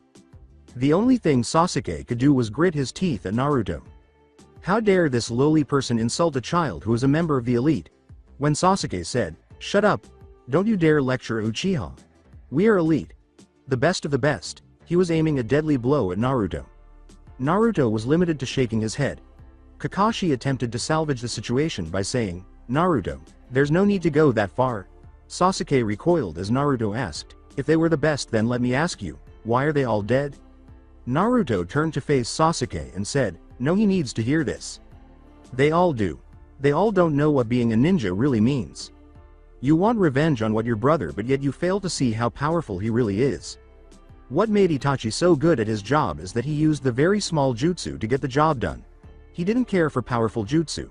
He only wanted to do things fast and simple.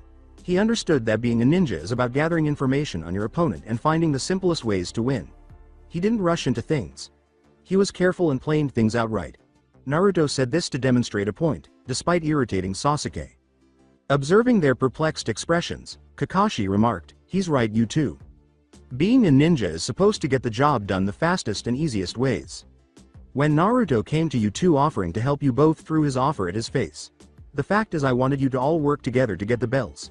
In a genin team there is always 3 genins and a jonin, never 2 genins and a jonin.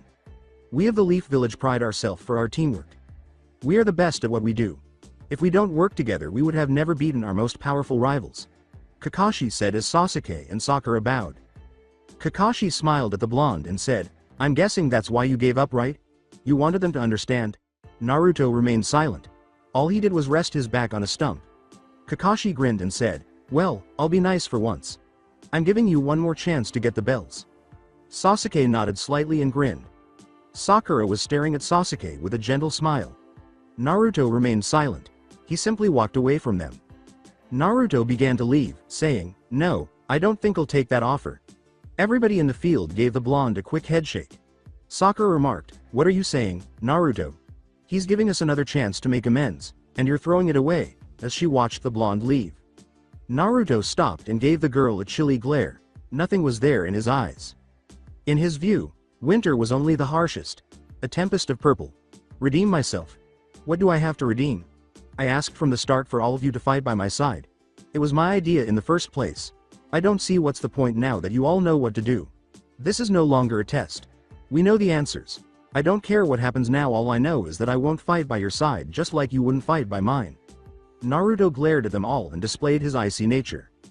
He left the training ground without saying anything and continued to walk slowly. He heard Kakashi call him out before he could get away. Kakashi looked sorrowfully at the blonde and remarked, "Naruto, would you really leave your teammates to go back to the academy? I thought you understood the test?" Kakashi is sneered at by Naruto. "Please Kakashi, don't try and guilt me into it. The fact of the matter is that they wouldn't look out for me when it be time for a big mission. I will say that you will be there, but to be blunt, you can't look after all of us. I don't want you to go through that. Besides," Naruto grinned, "it may do them both good to be sent back to the academy. It may give them some modesty." Naruto chuckled. Sasuke grabbed his shirt, and Naruto's laughter stopped dead in its tracks. Sasuke shook Naruto's shirt and screamed, "I will not be sent back to the academy because of your pride." Naruto looked up at the raven and merely grinned. Naruto gripped Sasuke's wrist tightly and remarked, "My pride, huh? Funny as it was your pride that didn't allow us to pass the test in the first place." Sasuke winced at the unexpected pain. Sakura yelled, "Hey Naruto, stop hurting Sasuke-kun," as she rushed to assault the blonde. Kakashi was told to stay back by Naruto, who glared at him. Still clinging to Sasuke, Naruto stepped into Sakura's defense as he sidestepped the blow. He then caused Sasuke to lose his balance by kicking him in the shin. He backhanded Sasuke into a tree without any delay. He spun on his heels around Sakura, who was now facing her back, and avoided a clumsy punch from her. After paralyzing her with 3 jabs to the spine, he kicked her roundhouse and sent her flying into a tree. "You 3 really have much to learn. This is why we can't work together. This is why we cannot be a team. You 2 need to learn some humility before you can ever become a ninja. If I didn't quit, then I can already tell that this team most likely would have trust issue and that one of you would most likely die or worse," Naruto said as he turned toward Sakura. Naruto sneered at the girl and remarked, "You Sakura are the worst of the worst. I can tell right now what your role as a ninja would be." Sakura wondered as she looked up at him, as though the answers to all of her questions were imminent. Naruto said, his voice tinged with rage, "A sacrifice." Tears streamed down Sakura's face as she gazed at the ground. Kakashi gazed at Naruto and did nothing but watch. When Naruto realized he was being honest, he didn't stop him. One day, these children will realize that being a ninja is not a game. As he watched the downplay, Kakashi thought, as much as I dislike how Naruto's telling her this, he does make a point. Sakura wiped her tears away and glared up at the blonde. Why would I be a sacrifice? I was one of the most popular girls in school. I was one of the prettiest, and most importantly I wasn't a dead last like you. You, the dead last, should fear and respect me, Sakura said as she regained her trust. He allowed her to express herself to him in good faith. Naruto glared at her, adding a small bit of killing intent. Are you done? Sakura winced as Naruto spoke. Kakashi nodded but continued to ask, are you going to harm her? Naruto turned to face him and gave him an even glance. Do not interfere. After a moment of silence, Naruto nodded his head and said, not too bad. Kakashi nodded again, believing Naruto because he has no resentment toward the girl. With a sigh, Naruto closed his eyes and said, I should be afraid of you? No, with no emotion in his voice, Naruto said, I shouldn't be afraid of you. Sakura and Sasuke were perplexed but remained silent. Everyone became tense as Naruto paused and said, instead both of you should fear me. Sakura threw up on the ground as she shivered in fear. Sasuke just gasped as he tried to regain his bearing, and Kakashi took a step back because Naruto's killing intent reminded him of the Kyuubi's killing intent. As he opened his eyes, Naruto blasted a shitload of killing intent at the group. I'll give you one warning, Sakura, never again will you speak to me in such a manner. Naruto grinned evilly and said, that little speech you made was something I expected you to say, so I have a little speech to say myself. Sakura shivered in terror, but she wasn't prepared for a fist to land in her stomach, causing her to cough up blood. Naruto then grabbed her hair, causing her to look into his eyes. Sakura looked at Naruto with tears streaming down her cheeks, seeing his expression devoid of any sympathy as he gazed down at her with his now hazy, cold purple eyes that seemed to bore into her, making her fear him even more. You seem to have a more positive opinion of yourself than I do. Sakura, let me tell you something. You're weak. There is no chance for you to defeat me. As he threw her into Sasuke, Naruto said, yeah, Naruto change, but still to cause the girl so much pain. This wasn't Naruto, this was an animal. Sasuke stared at Naruto in confusion as he treated the girl, but it didn't add up. Stupid little ninja, you seem to believe that you're the best on the field because you were the best on the test. You don't have the motivation to excel. Sasuke, that also applies to you. When the time comes, you must take responsibility for your actions if you want to be the best. But until you realize that, I will never, ever assist idiots like you. After saying, now, Kakashi, I take my leave, Naruto leapt away from the group, leaving them in silence, which was broken by Kakashi's sigh. To be honest, I'm at a loss for words. I disagree with Naruto's method, but I agree with what he said. Sakura, you are not necessarily good in the field just because you did well on the test. Sasuke remained silent while listening to Kakashi, who said, Sasuke. The raven glanced up at the silver-haired man, and Sakura looked down at the ground with tears in his eyes. Seeing how you did today just proved to me you aren't very good on the field or any battle. Sakura wasn't the only reason Naruto quit. You are also at fault, due to your haughtiness and resistance to cooperation. When the time came, even Itachi learned how to cooperate. Sasuke snarled at his brother's name but remained silent.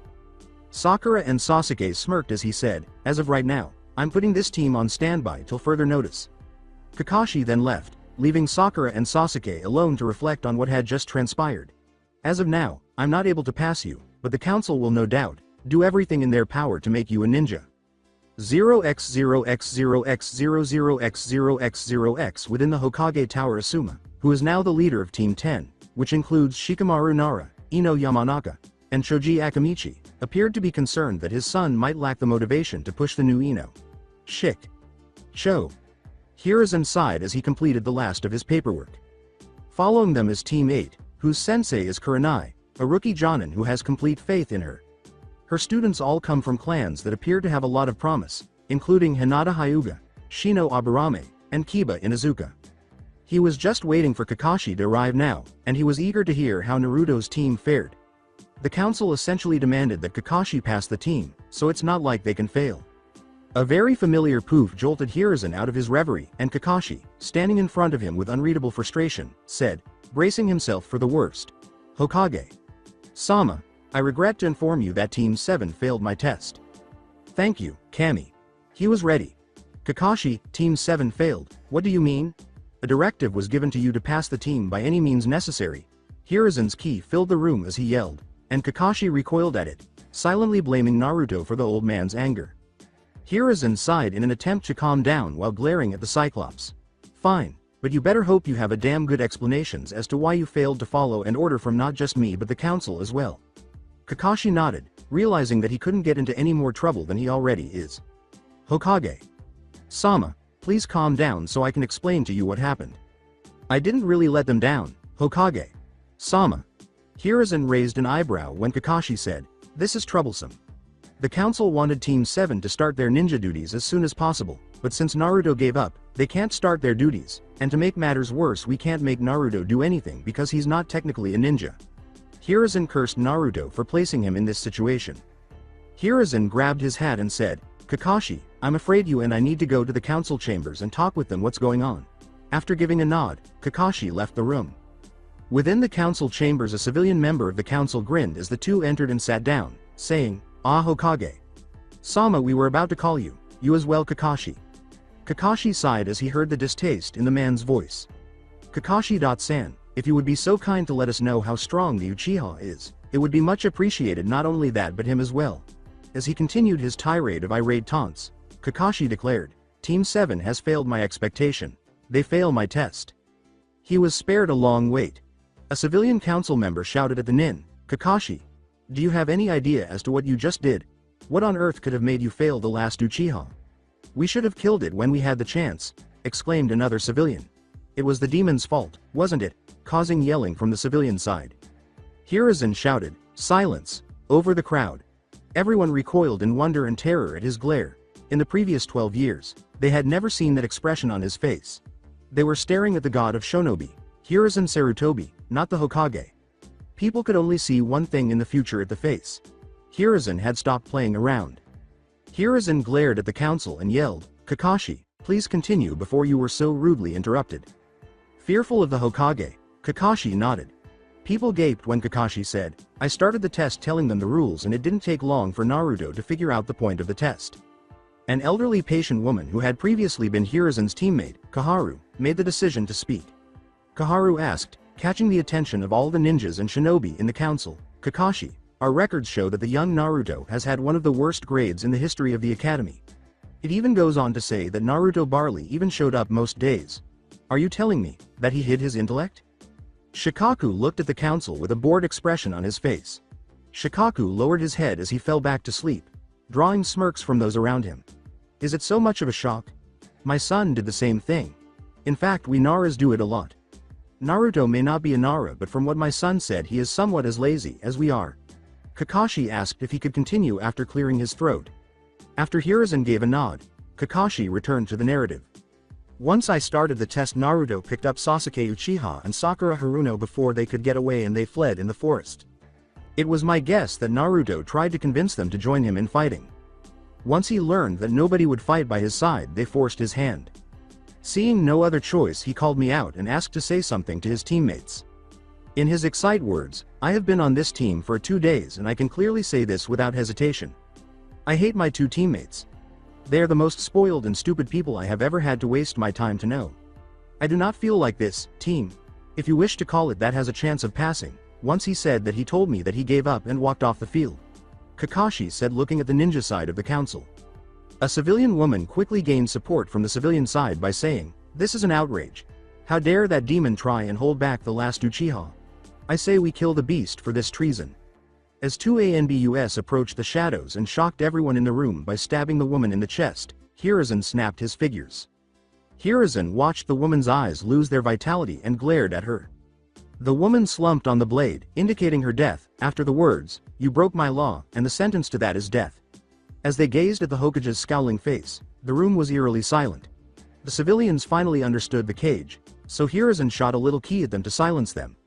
"I will not tolerate you civilians to try and have a place in Shonobi matters. Your matters are to take care of the economy and resources of our village.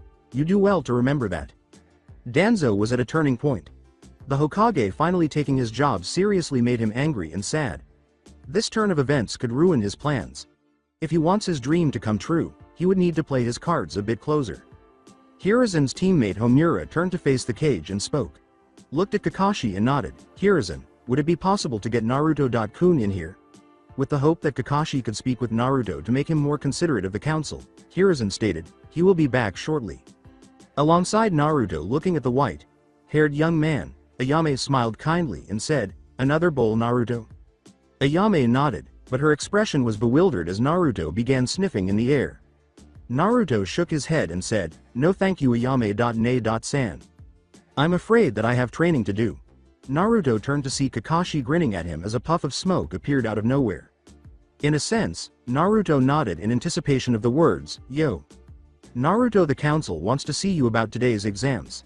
Naruto, before we go I must tell you to behave in the chambers seeing as the Hokage and the council members are the only thing keeping you alive." Naruto nodded and said nothing. With that said, Kakashi grabbed hold of Naruto's shoulder and proofed away from the stand, leaving behind an angry chef.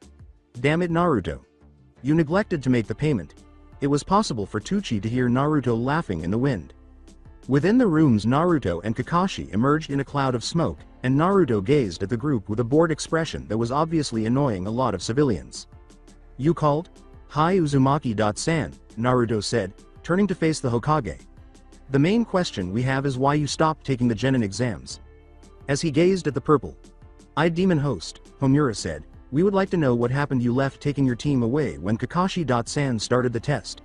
His opinion of the child was, at best, neutral. He neither liked nor hated him. Heishi Hyuga nodded, observing the young man. "This boy is different from others. Hinata could learn a lot from this boy." Naruto nodded, adopting a more commanding stance as he looked down on the council, which was startled by the now glaring silver-haired boy who assumed the stance of someone who demands respect. "I attempted to persuade Sakura Haruno and Sasuke Uchiha to collaborate with me when I brought them along. I discovered that teamwork was the main focus of the test. Sakura and Sasuke told me they didn't need my assistance when I brought this up to them. Sasuke believed he could defeat a Jonin with experience he could never match because he was a Uchiha and a year's rookie. I acknowledge that the immaturity that both seemed to exhibit caused me to lose my temper and say something that I needed to get out of my system. Ultimately, my words were unable to help them see the situation as it actually was." Naruto closed his eyes and said, "So I did the only thing I could to make them realize the folly of their ways." 0x0x0x0x0x0x Heishi stated, not as a question but as a fact, "You gave up." Naruto nodded in deference to the man, and he said, "This was a better punishment than anyone can give him." Everyone gave him a wide-eyed look as they realized why. Sasuke would lose his opportunity to pursue his brother and his life's purpose if Naruto gave up. Sakura would also lose the opportunity to be with Sasuke if she truly loved him, which would have deprived them of the one thing that united them: Sakura's love and Sasuke's retribution. They realized now that this was a harsh punishment, but there are drawbacks as well. Sakura could vow retaliation that wouldn't harm many people, and Sasuke could leave the village without any ties to it. Unable to stand the brat's chatter, a civilian exclaimed, "I've heard enough. Lying about the brilliant Uchiha, you fucking brat. You have no right to deny Sasuke-sama his retribution. Now put an end to this stupidity. We are granting you the privilege of joining Sasuke-sama's squad." A merchant glared at the boy and said, "Be thankful we're doing this." Naruto simply flicked off the man, making the shinobi side laugh and the man stutter at the disrespect. Naruto-san has a point, despite the idiot's inappropriate speech. "We cannot allow our civilians and some of our ninjas to riot if Sasuke returns to the academy." Sume Inuzuka calmly asked, "So we ask you to please join the Uchiha." She was taken aback when Naruto shook his head and refused, saying, "The council has no control over me and it will stay that way. I don't mean to offend, but you should know that I don't really care about the people in this village because they haven't done anything to assist me. I'm free to leave the village because I'm not a shinobi. Is there anything else now?" With a chilly expression on his face, Naruto said. The room was silent as Naruto gazed at the citizens indifferently. The same citizen who had previously frightened him turned to face Naruto and said, "Boy, what's the matter with you?" As someone denied being in Sasuke's presence, something that had never happened before, the civilian exclaimed in amazement, "You would be working with the great Sasuke-sama." A man wearing a red tunic sat motionless in the window and said, "Kid, you should really stay a ninja. Jiraiya-sama. Jiraiya, could you please persuade Naruto to become a ninja in the village?" Hiruzen turned back to Naruto and saw him vanish, then turned back to Jiraiya to see Naruto and Kakashi bowing at Jiraiya with stars in their eyes. Naruto flinched as he and Kakashi looked at the man in awe. "Oh Jiraiya-sama, the great and noble Ichi Paradise's creator. It appears that my book is even reaching the younger generation," Jiraiya said, grinning as he nodded in agreement with Kakashi, who nodded as he held out his book. Jiraiya grinned at the two white-haired individuals and remarked, "I couldn't be more proud than I am right now." Jiraiya studied Naruto while he held the book after their books were signed. "So you're Naruto Uzumaki, huh?" Naruto glanced at the man suspiciously and said, "You're right. I don't know why, but I expected a short kid with blonde hair and blue eyes, not a tall silver-haired boy with purple eyes." I did look that way once, but not since I was 6 years old. Jiraiya put on a serious expression and nodded, saying, I heard most of what's going on. I can see where you're coming from, child. Jiraiya said, drawing attention from everyone in the room, but right now you're going to need to become a ninja to help protect yourself as to what's going after you. Hiruzen sighed grimly, adding, so the Akatsuki are on the move. What are you talking about? Who is this Akatsuki you're referring to, and why do they want me? Asks Naruto, looking perplexed. As Kyuubi stirred in his mind, Naruto asked, the Akatsuki are a terrorist organization. As he heard the news, Kyuubi snarled in his head, you can tell who they are by the black cloak with red clouds on them. Is there something wrong, Kyuubi? He asked, but received no response. For the time being, Naruto pushed the idea of Kyuubi to the back of his mind. But why is this Akatsuki interested in me? No, not you but what's inside you, Jiraiya said, shaking his head and gesturing to his seal. Kyuubi. They're after you. He heard silence once more. Can you see how learning to be a ninja would help you? It's for your own protection, Jiraiya said, drawing smirks from the council. Naruto remained silent and simply stared at the ground, reflecting on everything he had heard. Damn it, he thought, balling his fist until they bled, I could use some of your guidance right now, Kyuubi. Like the others, he was given silence, which seemed to make Naruto nervous. There is no right choice here, Naruto thought, only making him more irate. Get captured by Akatsuki or be on Sasuke's team where my death is almost ensured. Naruto took a deep breath, realizing that he was on his own right now and that he needed to think this through carefully. Calm down, kid. Where the hell were you? I could have used some help a long time ago. Kyuubi snapped at Naruto from his rage, saying, you'll only play in their game. Kyuubi glared and growled at him, cutting him off. You would be wise not to take that tone with me again, kid. As his threat caused Naruto to back down, Kyuubi remarked, I may be behind a seal, but I can fuck you up from the inside out. As I mentioned earlier, you're viewing this from the incorrect perspective. Politics is what they're playing by, giving the impression that you are forced to comply with their requests. I won't let you bow to anyone like that as my host. Think, young one. As he nodded to himself and turned to face the council, where the smirks were still present, Kyuubi said gravely, you have the knowledge, you just need to figure it out. Naruto began to add things up, but there was one piece missing. Why? Why would they need Kyuubi? It didn't make sense until his eyes widened and he began to laugh, drawing everyone's attention. Are you okay, kid? Jiraiya remarked, I'm such a fool, while Naruto grinned and looked down at the council. I genuinely believed that Sasuke's development, not mine, was the main focus of the entire meeting. I couldn't understand why you would have to come get me when you could have just as easily put Sasuke on a different team. I see what you're after now. You want me, or to be technical, Kyuubi, as well as Sasuke. Naruto said, glancing around the room with wide eyes. I think this was a good play, Hokage. Sama. I nearly fell for you. Fortunately, I could recall what one of my teachers had said. As Kakashi turned his head away, Naruto remarked, look underneath the underneath. That boy is too wise for his own good, Hiruzen said, pulling his hat over his eyes as the boy explained everything they had done. Me staying here would you have a little bit more control over the Akatsuki situation.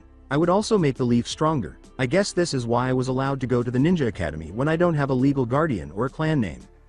That kind of knowledge doesn't come from reading books, Jiraiya said, grinning at Naruto.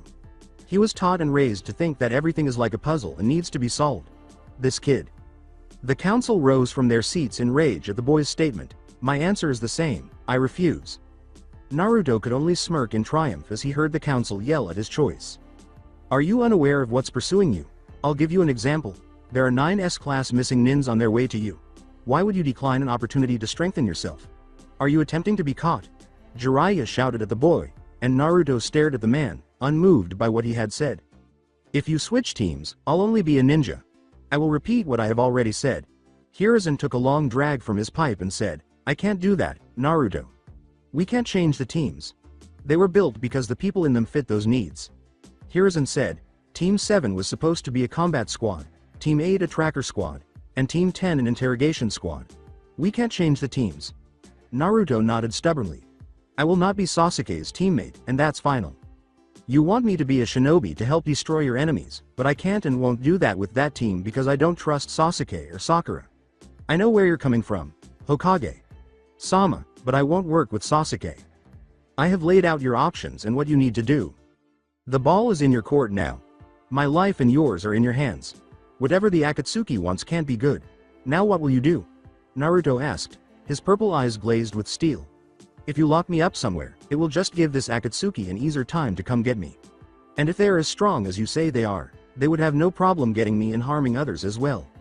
If you block my Charka, that's another step to the Akatsuki. They've been compromised. They are unable to return with anything. Naruto knew he was playing them right into his court. They have no option but to reveal his desires. Very well, Naruto-kun. I will put you up for a new sensei since Kakashi is needed to train Sasuke. He's the only one that can. I'm going to put you under apprenticeship so you can do missions with other teams, but you will train alone with your sensei. Is this alright with you? Hiruzen responded with a smirk. Naruto relaxed and said, yeah, better than I could have hoped for. Naruto nodded as he left, saying, kid, I'll also be helping with your training when I get back. I have to get more research to know when they're planning to strike. With that, everyone left the chambers, with the exception of a man who had bandages over one eye and was missing an arm. If that's all, let's leave. Naruto met me in my office about your new sensei. All he could do was laugh. Danzo smirked evilly and remarked, that boy. He will make a fine apprentice. According to Hiruzen, who was stuffed with tobacco in his pipe, Naruto, my boy, you are way too smart for your own good. He was aware that he was growing too old to handle such nonsense. Interacting with the village, the council, and Naruto. For him, it was becoming too stressful. He needed someone to take his place, and he needed that someone right away. As Naruto began to listen, Hiruzen remarked, now that we got the council out of the way, let's get to the matter at hand. As he watched Kakashi sigh in desperation as a rain cloud appeared over his head, Hiruzen said, like I said before, I'm going to get a Jonin to make me you an apprentice. Normally I would put you with Kakashi, since you two seem to get along just fine. As Kakashi's cloud began to form thunder, Naruto said, let me guess, you can't make him my sensei because Sasuke may get the Sharingan and Kakashi is the only one with an active Sharingan. This made Naruto laugh uncontrollably. Hiruzen nodded, unable to contain his sigh at Kakashi's immature actions. So do you have someone in mind to be my sensei? Asked Naruto, looking up at the elderly Kage. Hiruzen nodded in agreement and stated that she would be here temporarily. A thought crossed Kakashi's mind, and he blinked. Hiruzen shook his head negatively, asking, Lord Hokage, if Naruto isn't going to be on my team, then who will replace Naruto? Are we going to get a new teammate from the people on standby? With a sneer on his face, Hiruzen stated, I'm afraid that I have no choice but to confide in Danzo. Hiruzen's desire to use the man had never made him feel so unclean. He nearly felt ill.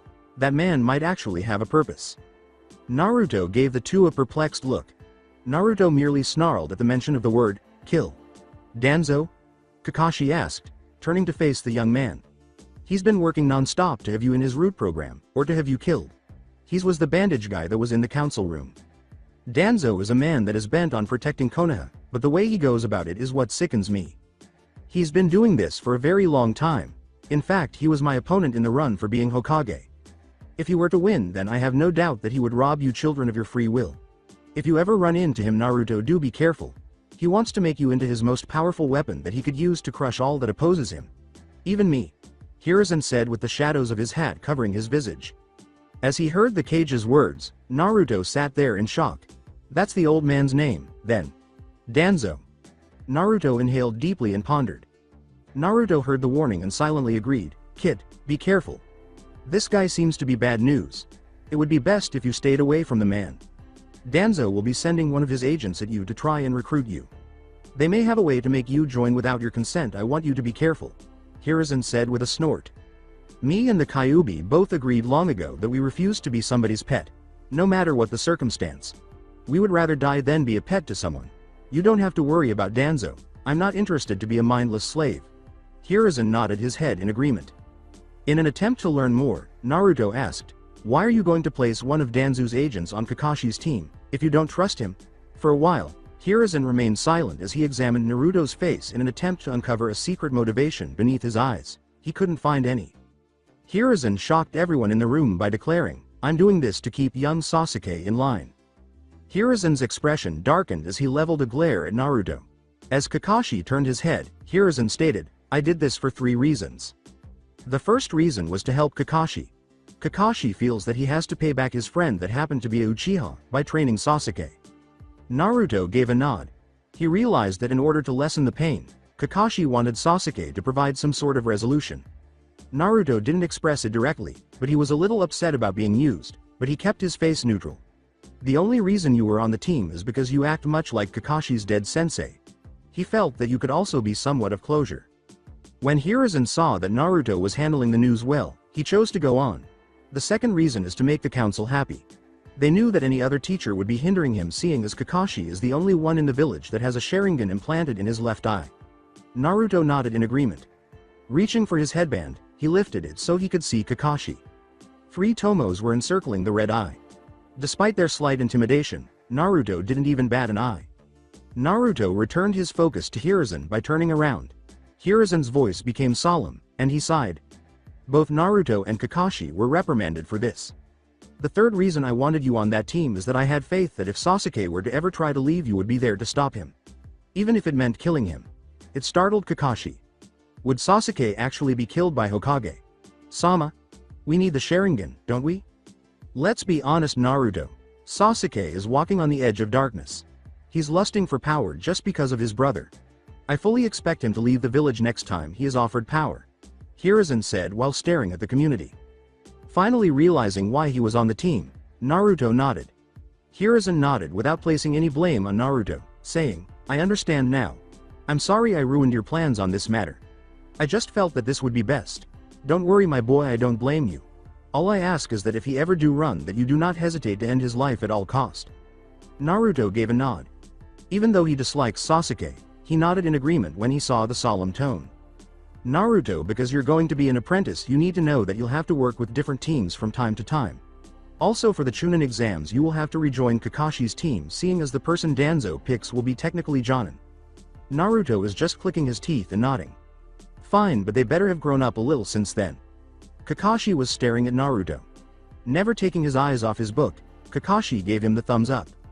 A little envious that he can't pull his out as well, Naruto simply rolls his eyes. The door suddenly opened, revealing a unusual-looking woman standing at the threshold. She appears to be completely encased in fishnets. She paired a brown miniskirt with an open brown trench coat. Kyuubi smiled pervertedly and said, Damn, not bad kit. Naruto simply blushed and remained silent. Anko put on a shit-eating grin and said, About time I had a mission. Being stuck with Ibiki isn't always pleasant company. She then glanced around the room, settling on Kakashi and Naruto, who has since taken out his book and begun reading. Anko-san, you're just on time. I have an A-rank mission for you. Naruto glanced at her, flicked her away, and returned to his book. Oi, don't tell me these 2 perverts are going with me on the A-rank mission. One of them looks like he just graduated. There's no way he could be of any help. That gesture made Anko feel conceited, but she had to concede that the children were brave enough to fling her away. She became even more respectful of the blonde. Anko, I only said that to get your attention. I want you to take young Naruto as an apprentice.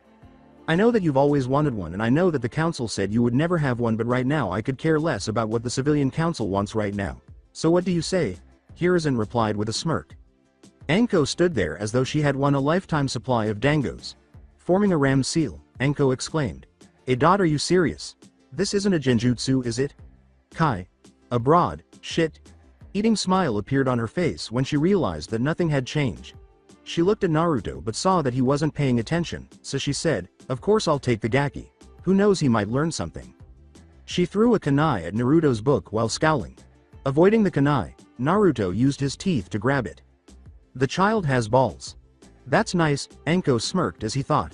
Naruto nodded and made his way to the window, saying, Okay, gaki, meet me at training ground 44 in 5 minutes. Everyone in the room laughed when Naruto said, Just don't be late like Kakashi. I'm not that late, am I? Kakashi simply sighed. Going back to his book, Kakashi thought, there's no way that it could be their imagination. After Naruto left, Anko turned to face the third and noticed Jiraiya flashing down next to her. Jiraiya pointed his hands to Anko's breast and made grabbing motions, saying, Ahahoho. Anko. Chan, you've turned into quite the looker over the years. I wouldn't do that if I were you. Anko simply grinned and pointed down. Jiraiya noticed a snake pointing at his jewels, poised to attack, when he looked down. Pale, Jiraiya withdrew her hands and hid behind Kakashi. Hiruzen and Kakashi both chuckled a little at the two of them's antics. Jiraiya gave Anko a serious look after he had calmed down.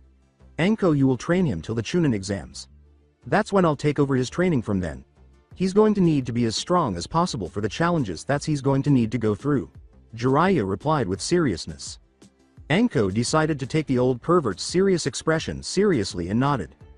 Anko took his file and said, "I'll make his as strong as I can." He then vanished in a puff of smoke. Hiruzen frowned deeply in remorse as he glanced at the fourth's picture on the wall. Kakashi sighed as he turned to face the third. "Jiraiya, Kakashi, do you think I'm doing the right thing? I've made such bad decisions with the boy. All I've ever wanted was the best from the boy. They say that the road to hell is paved with good intentions.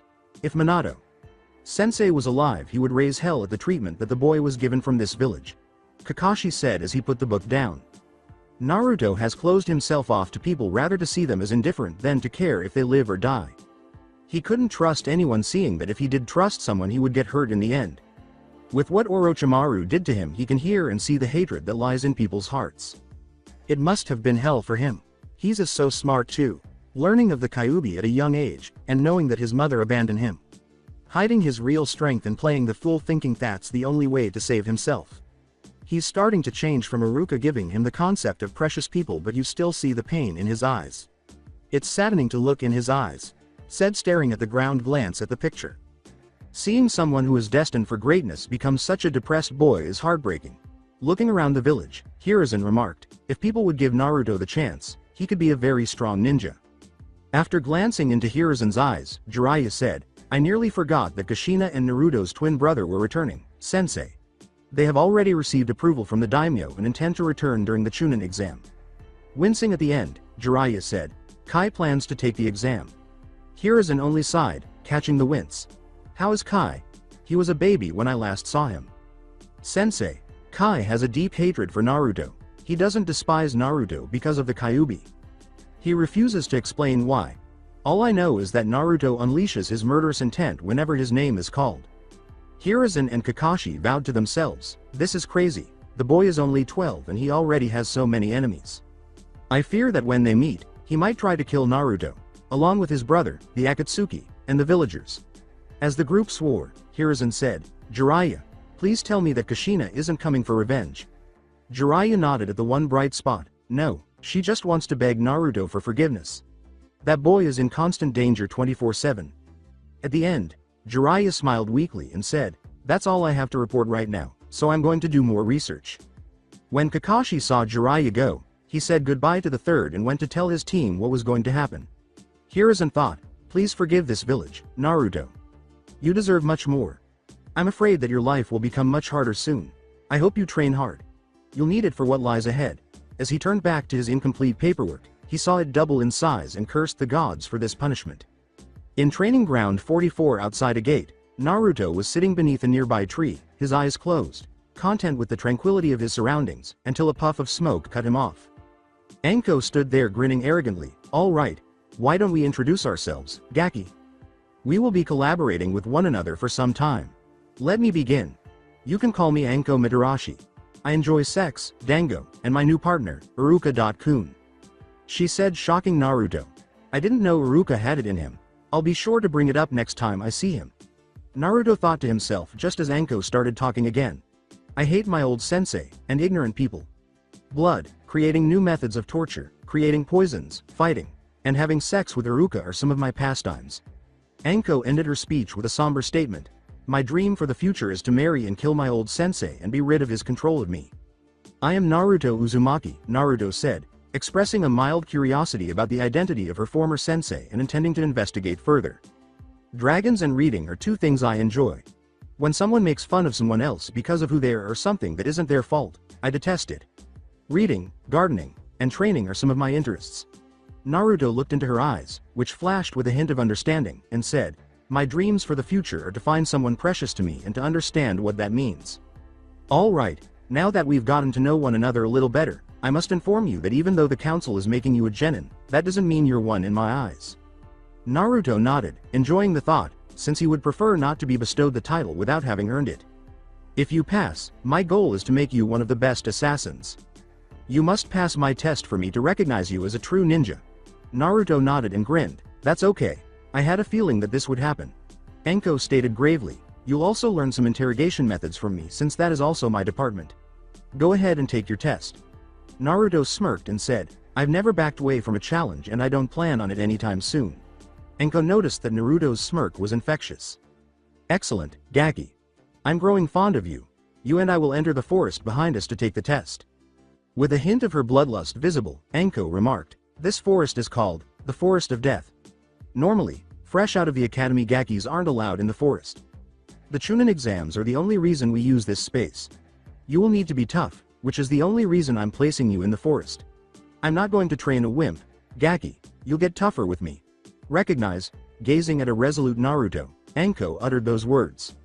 Hello, sensei. Why have we entered the forest? Anko grinned like a predator and said, all you have to do is stay alive for 3 hours, while Naruto remained resolute. You will be fighting me alongside the forest animals, so don't expect it to be simple. I'll give you a 5-minute head start before I come get you, so good luck. Leaning against a post, Anko said, now head towards a gate, when I yell go we start the test. Naruto chose to go to the opposite side of the forest, which might not be much, but it would give him a few minutes to prepare. He waited for the signal when he got to the opposite side of the forest. All right, get ready for your test, Gaki, don't die. As Naruto leapt into the forest, prepared for anything, the gate slammed open. In the death forest this very large. Praying mantis. At least I think that's what it is, Naruto thought as he dodged a blade from a bug that nearly tore off his head. Great, I've been in this forest for 2 minutes and something is already trying to kill me. Better take care of this quick. Naruto smirked as he ran up to the insect. Beast. Like thing and yelled, Soul Stealer. With a shout, Naruto severed one of the mantis blade, like arms. Naruto wasted no time in leaping up to the beast so they could look each other in the eye, and in a flash, the beast's head and body, which were obviously dead, fell to the ground as the creature lurched back and screeched in agony. Well done, Kit. Naruto, who couldn't express how grateful he was to his animal DNA for his retractable claws and to the Kyuubi for making them as hard as diamonds, nodded as he continued to move deeper into the forest. Come on, let's get going. To doubt the smell of blood will attract others to feast on its hide. As he wandered through the forest, Naruto thought, so what do you think, Kyuubi? This forest just reeks of death. Kit, this test is all about your fighting skills. As Naruto leapt from tree to tree, Kyuubi remarked, you're strong for a genin, but you're no match for that lady. She has a lot more experience than I do, so I know I'm not strong enough, so I have to use my smarts to win this fight. A good plan, Kit, implies that we must locate her first. Let's get to work, Kyuubi said, leaking a bit of bloodlust into Naruto. Naruto got down on all fours and started sniffing the air. Once he was confident he picked up her scent, he got up and smirked. Let the games begin.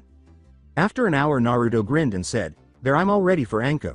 Sensei. However, he quickly lost his smile after having to jump over several kunais and grabbing onto a tree branch with his claws. I know that's not the best thing she can do, Naruto thought, frowning. Bloodlust filled the forest like a morning fog from the north, sending a chill down Naruto's spine. He growled and knelt low, ready for anything to spring in his line of sight, but then a group of snakes flew through the air, trying to bite our young hero. Naruto deftly dodged the snakes, so engrossed in the moment that he failed to notice a swarm of shurikens with wires snapping him around a tree. Gosh! As he struggled to remove the wire that had cut his skin, Naruto said, well, that was faster than I thought it would be. Anko leapt down from the tree to sneer at the blonde. Even an hour wouldn't be enough for you. As Naruto stopped struggling against the wire because he was unable to escape, she remarked, I expected more. Kid, you truly let me down. According to the third, you were unique, but you couldn't even survive for an hour. That is simply pitiful. Your ass will be sent back to the academy. She scowled in disappointment and said, you don't deserve to be a ninja. She sneered at Naruto as he laughed to himself, interrupting her tirade with a little laugh. This Brad just failed and he's laughing? Anko thought. Anko slapped her cocky forehead and exclaimed, what's so funny, Gaki? You just failed the test and you have the balls to laugh. Naruto merely gave her a sly smile. Anko mocked the boy, saying, as a jonin, it's surprising that you can't look underneath the underneath. Anko grabbed a kunai and said, what are you talking about? I caught you. You can't do anything right now. Naruto vanished in a puff of smoke after saying, you really shouldn't underestimate me. You're a fool to think I would be captured so easily. Shadow clones. That Gaki had been prepared all along. Anko couldn't contain his laughter. Before diving into the forest to locate her target, Anko responded, being outf. Ed by the Kyuubi Jinchuriki. Things just got fun. Alongside Naruto, the real Naruto had just completing his plan and was relaxing by the river. He jolted awake, learning that his clone had transmitted the message. As Naruto heard the tags he had placed throughout the forest, he simply grinned and said, "Well kid. It looks like it's showtime. Let the games begin." Alongside Anko. This is crazy. As she escaped another tag, Anko pondered. The traps appear to continue even after she has been avoiding them for more than 2 minutes. However, how? What is he doing? Anko riddled herself, but she didn't have to think about it for long because Naruto set traps for her. Without any delay, Anko used Shunshinto to emerge behind Naruto and press a kunai to his neck. Anko laughed as Naruto froze from the blade. "It's all over now, kid." "I win," Anko exclaimed, beaming broadly. Naruto turned around and surprised her by putting a tag on his forehead. "Did you now?" he asked, slapping the smile from her face. Anko abruptly released Naruto and leapt back, only to watch as the tag fizzed out, turning it into a failure. As she lost her chance to win, Anko cursed herself. Anko smirked at the white-haired genin and said, "Not bad Gaki. You used a fake explosion node to make me let go of you. Smart if I do say so myself." With one of his fangs dangling from his upper lip, Naruto grinned back at her. "Yes, that was ingenious. I have been luring you into this place with my bombs for a while now. I didn't want wandering animals to get hurt. Seeing as I'm part animal, I can see that you wouldn't have hesitated to kill them." Naruto replied with a grave expression on his face. Knowing what her ex-sensei had done to the boy, Anko nodded in agreement. She felt sorry for him since, like her, he is only an experiment who must live with the knowledge that he will never be anything more. Orochimaru will always be a part of him. After clearing his mind, Naruto remarked, "I brought you here for another reason." As another Naruto fell from the trees and threw a kunai at her, Naruto pointed up and said, "You're now trapped." Anko thought, "Please, just one kunai? I'm a jonin, so I can send that right back at the blonde. So why did?" As Naruto began creating seals. "Fuden. Repusho, Gale Wind Palm," Naruto said as a gust of wind blasted up the kunai from his palm, and Anko narrowly avoided it before seeing him behind her shouting, "Fuden. Daitopa, Great Breakthrough." Naruto kicked Anko in the air and yelled Fuden. Renkuden, Drilling Air Projectile. Before she had time to grab anything and blinked back the pain before turning her head to see that the tree she was resting on was covered in tags. She jumped back to see the tree explode, but she didn't have time to spare as Naruto sent a dropkick to her face. The attack was spot on, and Naruto saw Anko fall to the ground with a thump. Knowing that she was still a threat, Naruto approached her but stayed away. "You're such a fool, Anko. I'm a genin, so you underestimated me." Unfortunately, the smirk was short-lived as Anko turned brown and began to withdraw. "Shitsuchi Bunshin. Earth clone," Naruto said as he felt a kunai at his neck. "Because of that you have fallen." "You're a fool," Anko told the boy, "as if I were going to undervalue you." Naruto grinned and said, "Are you certain? It appears you forgot about my clone," Anko said, feeling the chill of a blade against her back. "Anko. Sensei is not very good." With ice in his eyes, Naruto said, "I'm afraid that I won this little battle of ours." Anko threw back her head and laughed, "No kid, you didn't win, I did." A cry of Senichashu, hidden shadow snake hands, led them to a bush where 2 snakes bound Naruto and his clone. Naruto muttered a curse as his and Anko's clone vanished in a puff of smoke, then he turned to face Anko and made her sneer at him. The fact that Anko was concerned that the Naruto she had captured was merely a clone made Naruto laugh. "That was clever, Anko. Sensei using the Kage Bunshin," Naruto said. "I failed to consider that. I thought you were unfamiliar with Kage Bunshin. I was to blame for that." Dispelling Anko's fears of a clone, Naruto said, "I was arrogant and foolish letting my pride get the better of me." Naruto looked up to her and grinned, not the fake smile he always gave people, but a genuine one that made Anko smile too. "You have my submission, Anko. Sensei." "Well done," Anko sighed, letting go. "I've completed my assessment of you," Anko said in a playful tone, causing Naruto to sigh in frustration. "The first thing I discovered is that you are skilled at setting traps and escaping. I have also observed that you appear to think 3 steps ahead of time, followed by a tendency to think on the fly. That's all well and good, but you need to be able to think through a few more steps in your plans if you want to move up in the ranks. You have the strength of a regular genin, based on my experience taking some of your hits prior to switching to my Tsuchi Bunshin. Given that you are proficient in 3-wind jutsu and the Kage Bunshin, your ninjutsu is excellent. Given that you were moving a little slowly during the battle, I saw that you were concealing your actual speed. If my guess is correct, you are wearing weights." Naruto nodded in agreement as Anko spoke. I've decided to make you my official apprentice, she said, letting out a sigh as she met his gaze. As they left the forest, Naruto nodded and glared at Anko, who smirked and said, besides, you could be fun to mess with. Anko rubbed the child's flat hair and added, you'll meet me here every day to get your next assignment.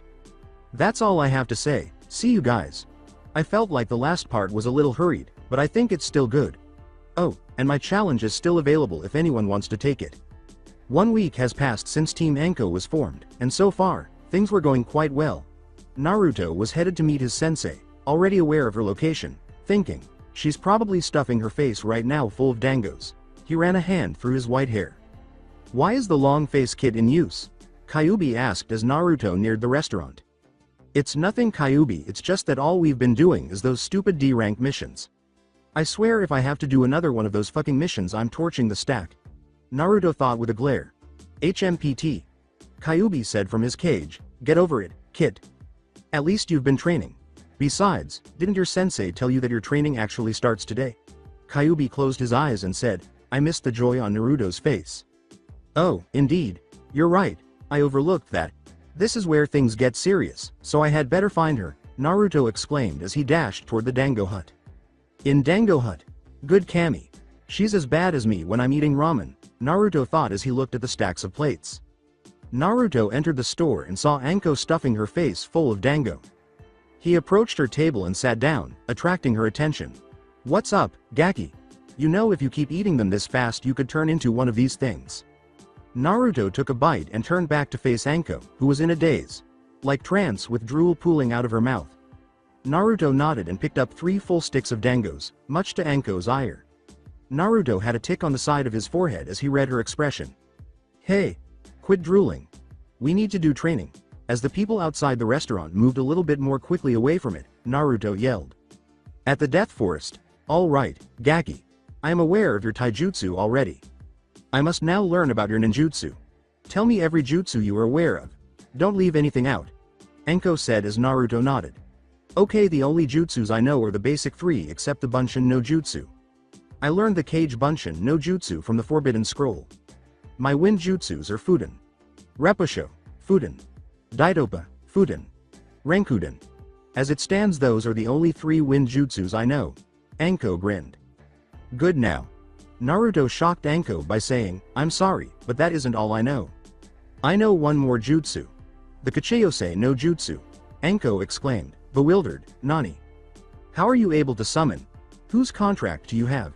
She was unaware of this, it wasn't even documented in his files.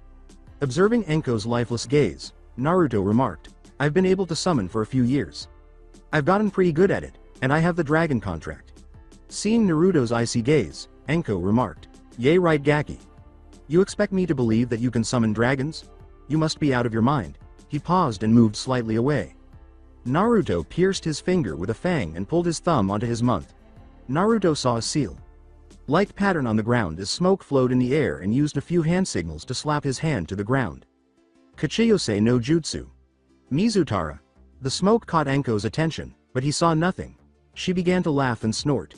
As the smoke began to subside, Anko saw a cold, slitted, crystal-like eye and exclaimed, Haha Gaki. What are you trying to pull? Arg. When she heard the roar, Anko was flung onto her back. The smoke was abruptly blown away, and 2 blue wings flapped out of it. She gazed up at a dragon that resembled a blue crystal. The dragon had a terrifying appearance. It appeared that the dragon was as tall as the mountain of Hokage. Had 2 black horns with razor-sharp teeth that protruded from its head. It appeared genuinely terrifying. Naruto stood beneath the dragon, staring at an extremely terrified Anko. Naruto grinned and said, So, Anko. Sensei, who's put of whose mind again? The dragon smirked and flashed its teeth, saying, Naruto. Chan. Is this human bothering you? Do you want me to eat her? The beast's voice, which identified itself as a girl, made Anko wince. Her voice promised pain, but it was also heavenly. Naruto shook his head, looking up at the dragon. No, I didn't call you to eat her, Mizutara.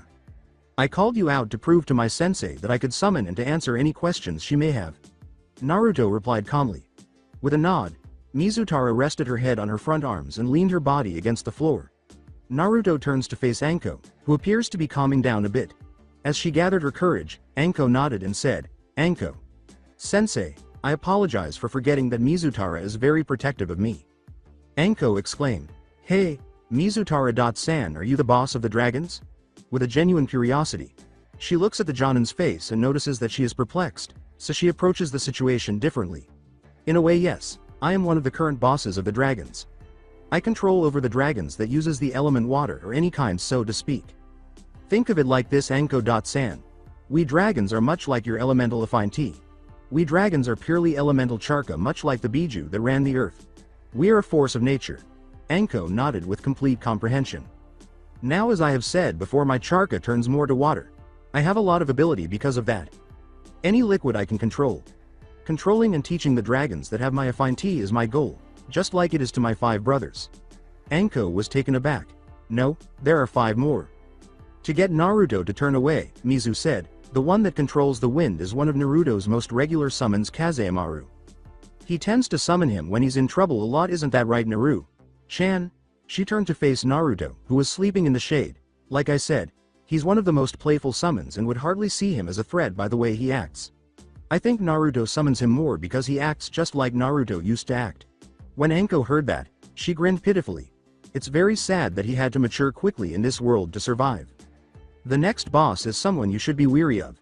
Make no mistake, if you haven't earned his respect, then you will not be getting in respect. My brother's name is Byoku and he controls fire elemental charka.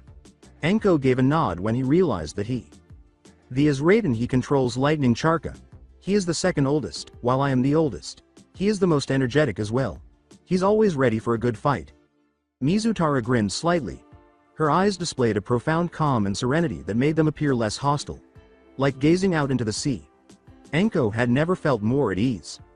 As she turned to face the sleeping Naruto, Anko grinned and nodded her head. And lastly is Dio. His art is Earth Charka.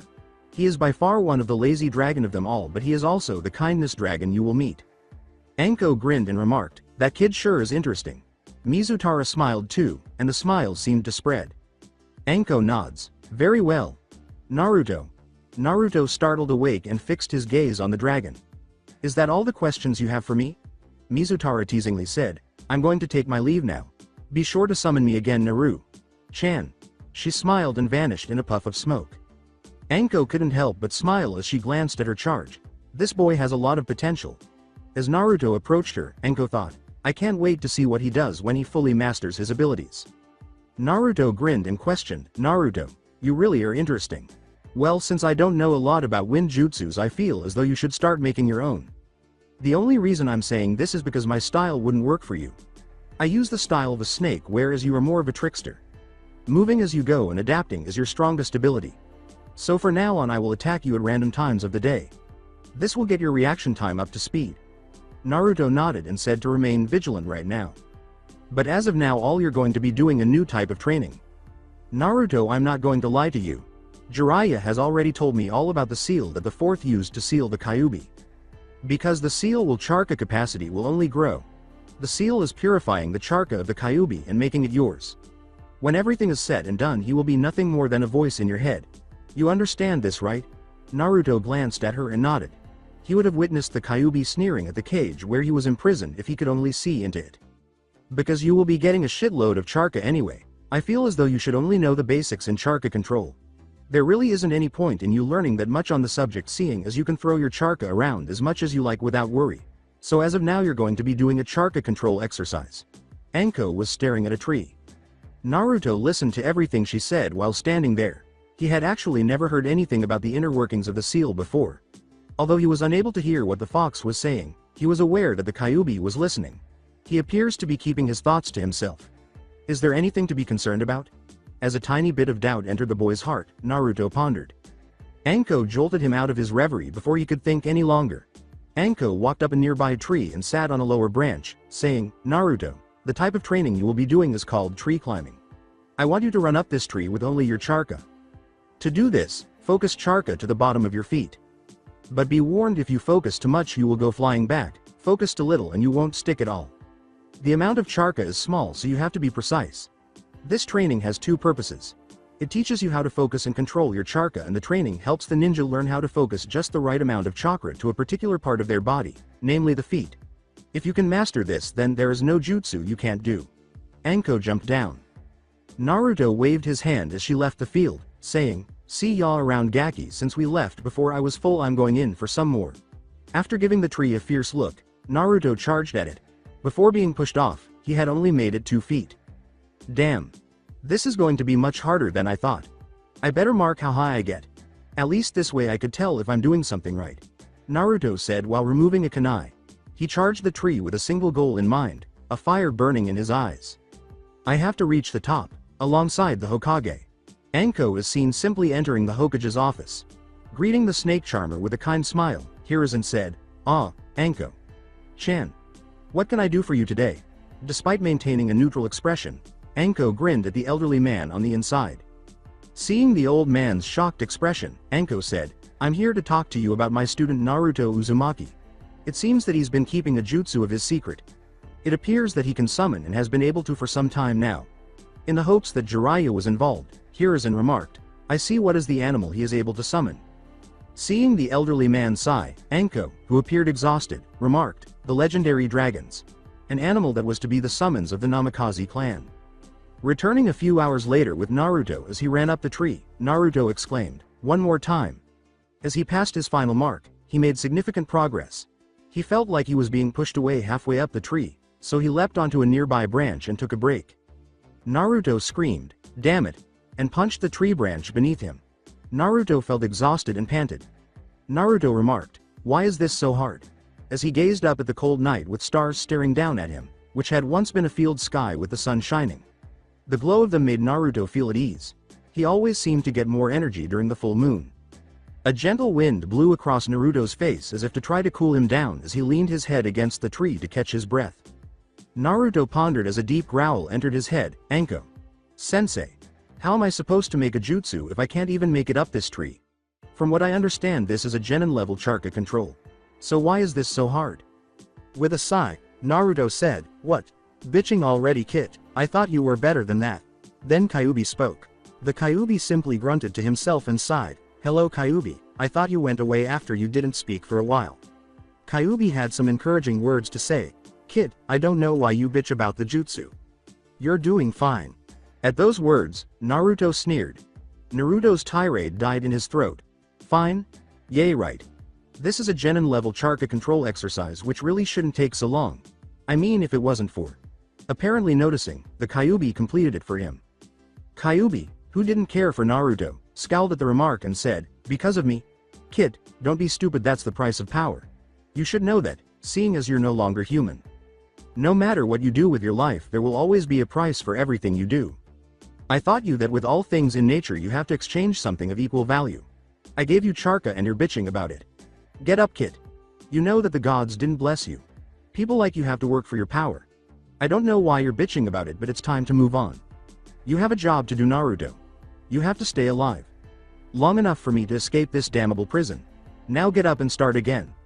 Kyuubi said as Naruto arose from his branch grinned. Jumping down from the tree, Naruto said, "Okay, you're right.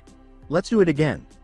Naruto hurried to the tree with the intention of becoming an expert tree climber, saying, "I have a job to do." A couple of hours later at the top of the tree, Naruto gazed at the stars with a proud smile on his face. He felt calm. He eventually reached the top, but it took some time. Keeping his gaze fixed on the stars, Naruto said, "Thanks Kyuubi. That really helped a lot." His friend snorted, and he heard it.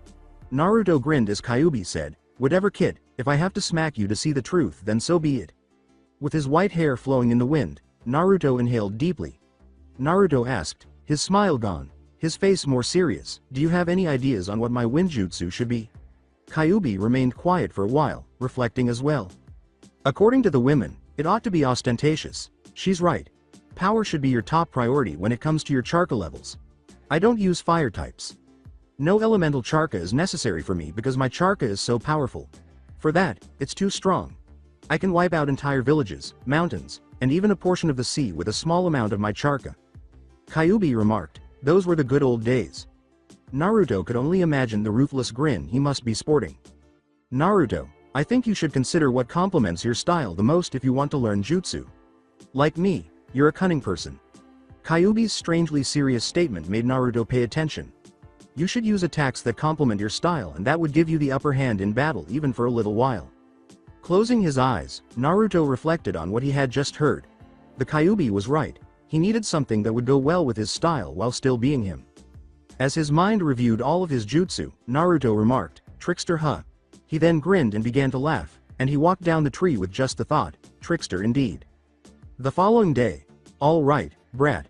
I can tell you've already completed this control exercise by looking at this tree." Looking at the severely scarred tree, Anko said, "Now we can start on your jutsu." Naruto grinned and was pleased with his achievement. Anko. "Sensei, I considered what kind of jutsu would complement my style and I came to a conclusion." She was completely shocked when Naruto said, "I would perform better with a seal. Less jutsu." Gaki. "Are you crazy? The fourth was the only person in this village to have created a seal. Less jutsu. How will you create a seal? Less jutsu?" Anko said, furrowing his brow. She blinked when Naruto said, "By remaking another." Anko, "I know only 3 wind-type jutsus. I'm here all day to learn as much as I can about them." Naruto pulled out a scroll and said, "Even making notes in these scrolls about them. I'm looking for a jutsu that goes well with my personality. Something that will be unexpected." Naruto held up his thumb and middle finger, saying, "That's why I'm going to make something like the Rankuden, only smaller, and all I need is these 2 fingers." Anko looked perplexed and asked, "How are you just going to use them to make your jutsu?" "To charge my wind charka, I'm going to leave a gap. The wind charka will be able to compress and round out thanks to this hole. The impact of the jutsu will be either sharpened or dulled by the friction created by my fingers. Just imagine how quickly the battle would be over. At least that's my theory," Naruto declared with pride as he observed her face light up with happiness. "Good kid. This could take weeks, you know," Anko said with a sly grin, "but nice on originality, and the results are going to be even better." With some concern, Anko remarked, "This sounds like a low B to high C rank attack." Making a T seal and yelling, "Taju Kage Bunshin no Jutsu," Naruto grinned. When 500 clones appeared in the field, Naruto grinned and said, "All right, let's get started. I want everyone to choose a tree and begin focusing on wind, nature, and charka. Once one of you has made progress, dispel yourself so that others can see what you did. After that, I want each of you to compress the charka into a small ball and then snap it to the target. Let's get to work now." As they all ran in the direction of a tree, the real Naruto said, "I can't believe it. The Gaki actually found out about the second ability the clones have.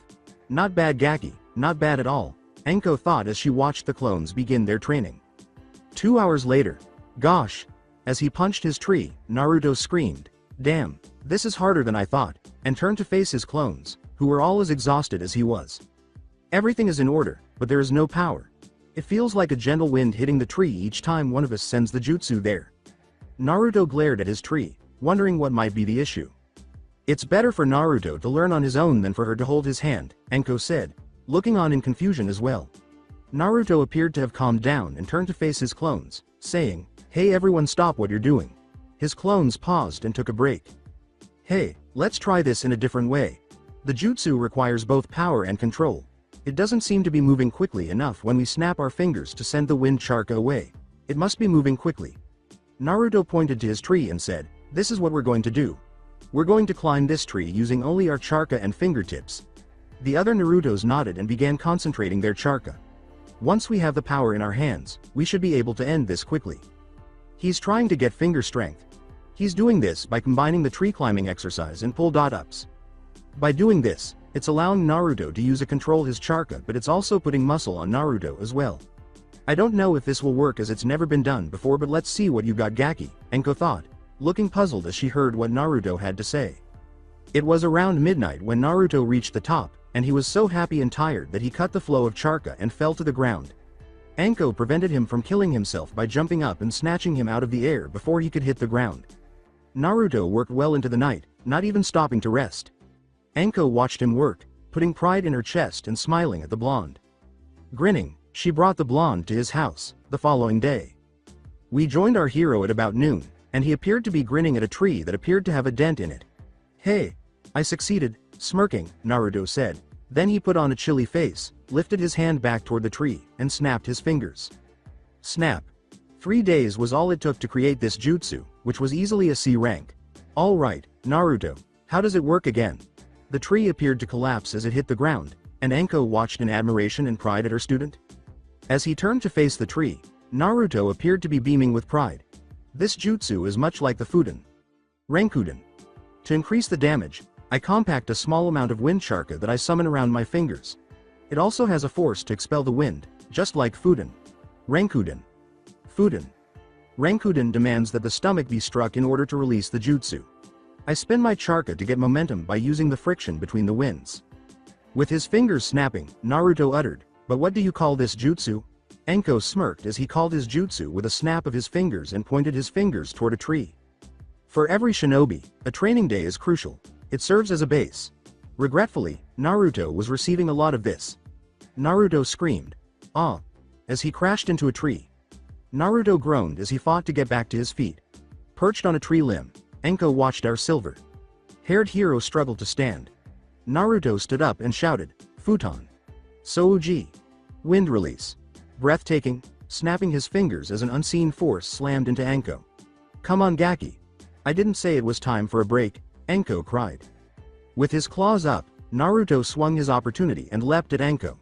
Anko was cut in two by Naruto's slash. As Anko transformed into mud on the branch, Naruto's eyes widened. "Damn it!" exclaimed Naruto, sensing a presence behind him. Regretfully, his left side of his jaw was no longer able to pound as a fist. Naruto hit the hard floor hard. Anko landed beside Naruto, who lay on the ground. Anko smirked at him and asked, "Ready to give up, Gaki?"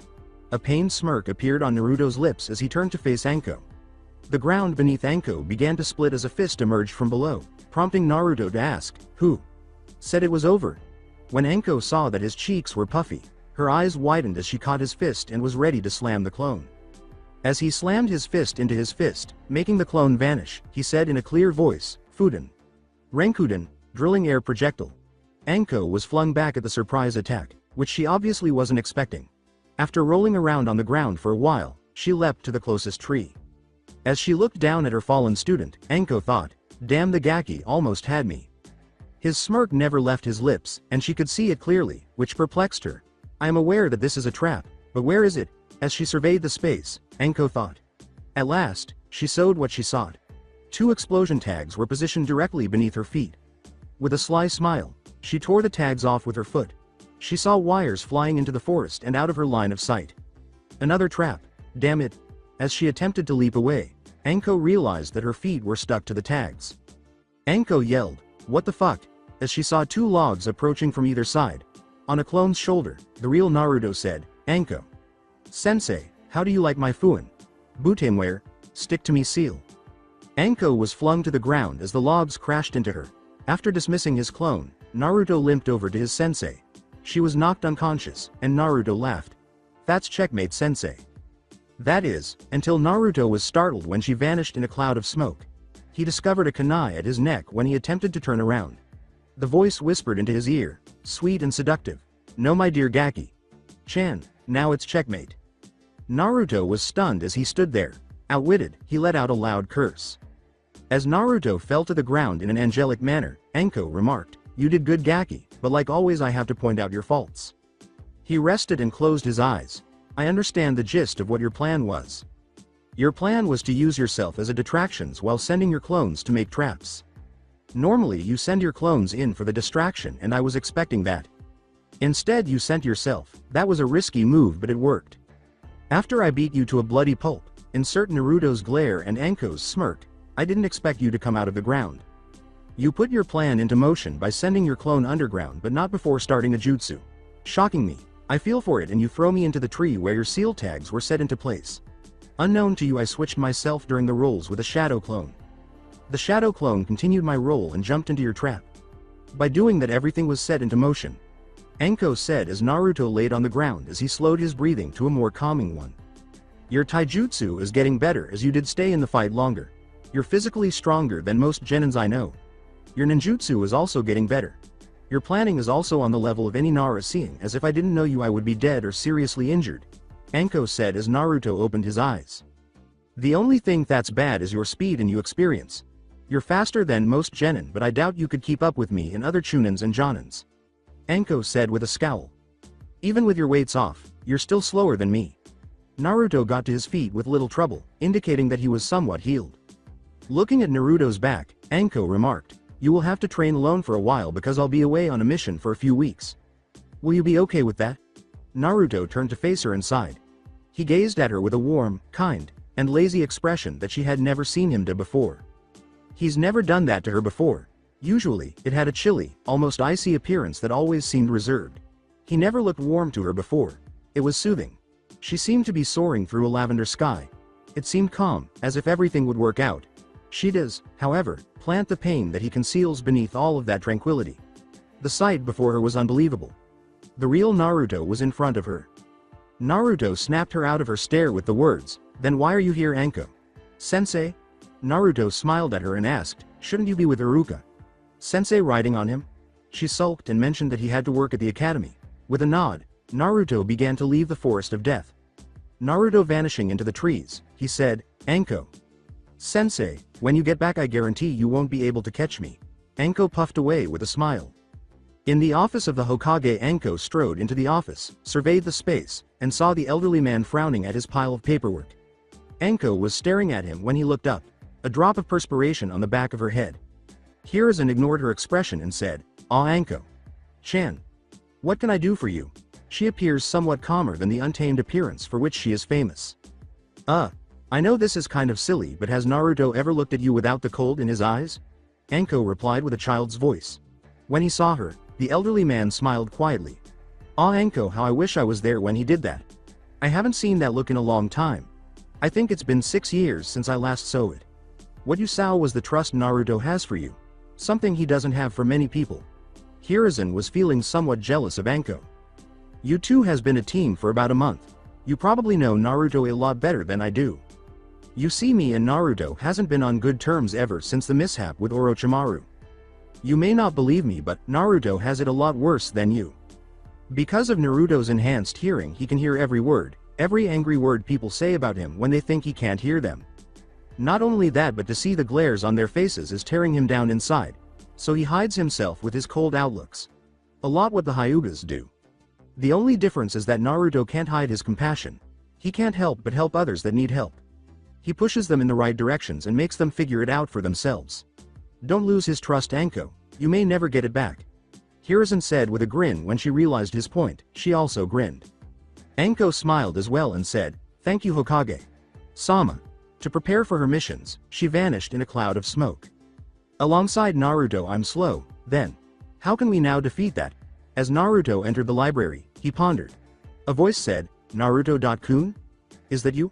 As he turned to face Sakura's mother, Chika. Naruto asked, "Chika-san, how have you been?" As she gave him a hug, she gave him an embrace, and Naruto was shocked. Pushing her pink hair back from her face, Chika said, "Thank you, Naruto-kun, for what you've done to Sakura." Naruto grinned softly at her, but he didn't anticipate her grabbing his shirt angrily and saying, "But if you ever hurt her like that again, I will find way to kill you." Thanks to your little talk with Sakura, she has decided to take her training as a ninja seriously. She told me about what happened with the bell test. I may not approve on how you handle the situation, but what you said really hit home for her. Naruto tried to reassure her by saying, Hi, of course, Chika-san. She calmed down and asked what she could do for him, and he succeeded. Naruto informed her about his speed issue and the outcome of his fight with Anko. As Naruto nodded and proceeded to the Hokage section, Chika remarked, "Well, if you want speed, why don't you try looking up the Yondaime Hokage? He did have a jutsu that could make him move at a flash. Maybe there's something here for you to get some inspiration." Half an hour later, Naruto closed the big book of Hokages and exclaimed, "Damn it." "Oh no," Naruto glared at the book and remarked, "I've been here for 30 minutes and I still can't find what I'm looking for." Chika turned to face Naruto and sowed his ire.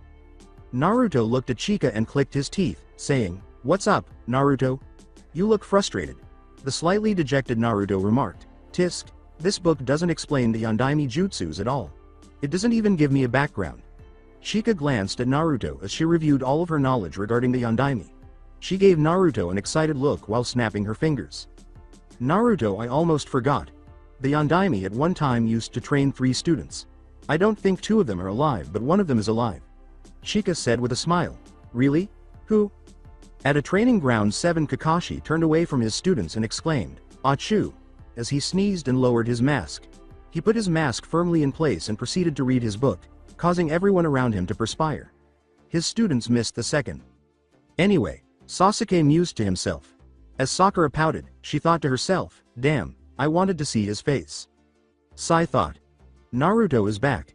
Shika said, tapping her head lightly and sticking her tongue out. Sorry, Naruto-kun, I don't remember. In the same way that Sakura acts when she feels ashamed. Naruto collected his belongings with a sigh. Naruto nodded and wished him a good day, saying, it's okay, Shika-san. I'll go see the Hokage to see if he has any idea. I'll stop by again. It was a quiet stroll to the Hokage's office. Like every other day, it was. There's a whisper here, a glare there. One of the men shouted, hey demon. Catch. While hurling a rock at Naruto. The man was shocked when Naruto ignored it and dodged without turning to look. Ignoring the glares, Naruto walked away and took out his small orange book.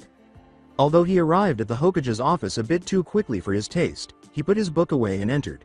He walked past the vile secretary who glared at him as soon as he entered, ignoring her. She called out, but he ignored her and entered the room. Hey. He's in a meeting, you can't go in there, Anbu. It didn't take him long to realize that he had actually walked into a meeting. Naruto sat on the couch after cursing his bad luck and concluding that he was already doomed. The boy was perplexed when an elderly woman glared at him and said, do you mind, young man? We are in a meeting. The boy was confused not by the glaring but by the absence of hate in it. Hiruzen turned to face his old friend and grinned at Naruto. Now Kaharu, maybe Naruto can help up on this issue. I have prompted that we should change some things in the academy. Some people don't want to let go of tradition, but I believe it's time. My advisors think that the academy is fine the way it is, but me and another elder think that it would be wise to redo the academy. It could increase our military force. Can you tell me about your time in the academy to help? Hiruzen replied while Naruto was smirking in. Naruto said, sure old man, but for me asking this I have a request to ask you in private for a jutsu. Don't worry, I don't want to know how to do the jutsu, just the information on it.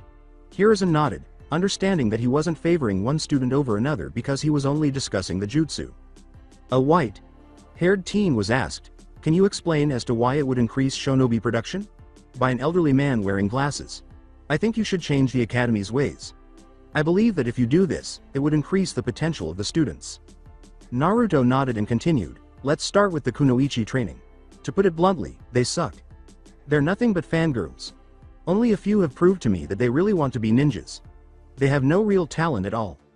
They should be prepared for the dangers that lies for them. Naruto stated that Danzo agreed. As Naruto looked down at the Hokage, Hiruzen frowned and remarked, that's part of growing up. As children they have to learn this on their own. We do tell them that there is a chance for them to be captured and raped, and that's all they can do. Even though he didn't say it, Naruto made it obvious that he was no longer a child when he said, I disagree. You're saying that as children we have to learn on our own and make our own path.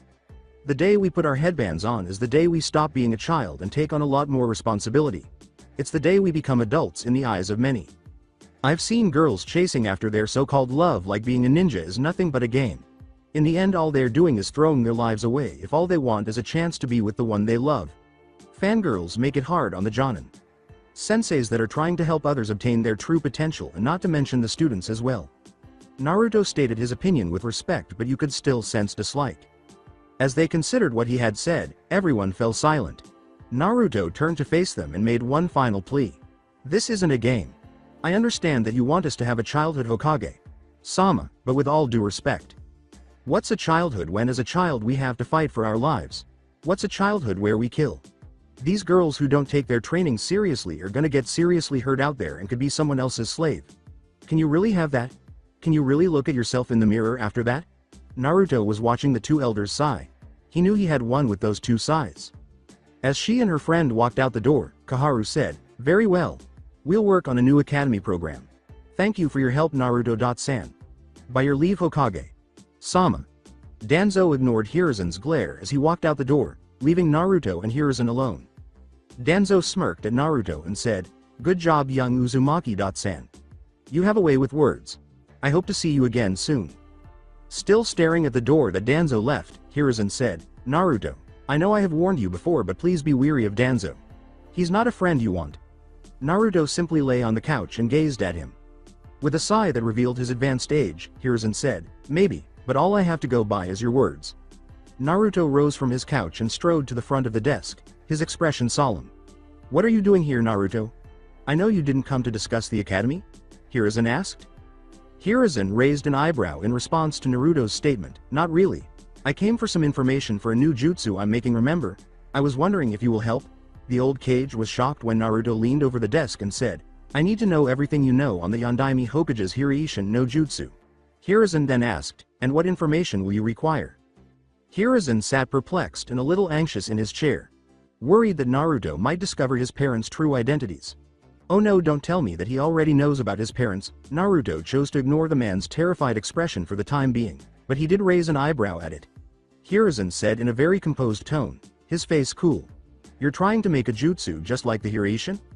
No, I want to make a speed jutsu of my own to smack Anko sensei with. Naruto smirked devilishly and shook his head. A pool of perspiration fell from the back of Hiruzen's head, and he sighed. That boy is acting in a completely inappropriate manner. As he turned to face the laughing Naruto, Hiruzen thought, to be young again. All right, Naruto. I'll tell you, but I must warn you, that I don't know much. Our white-haired hero looked at his cage and said, it's okay. I would really like to know something, even if it's very little.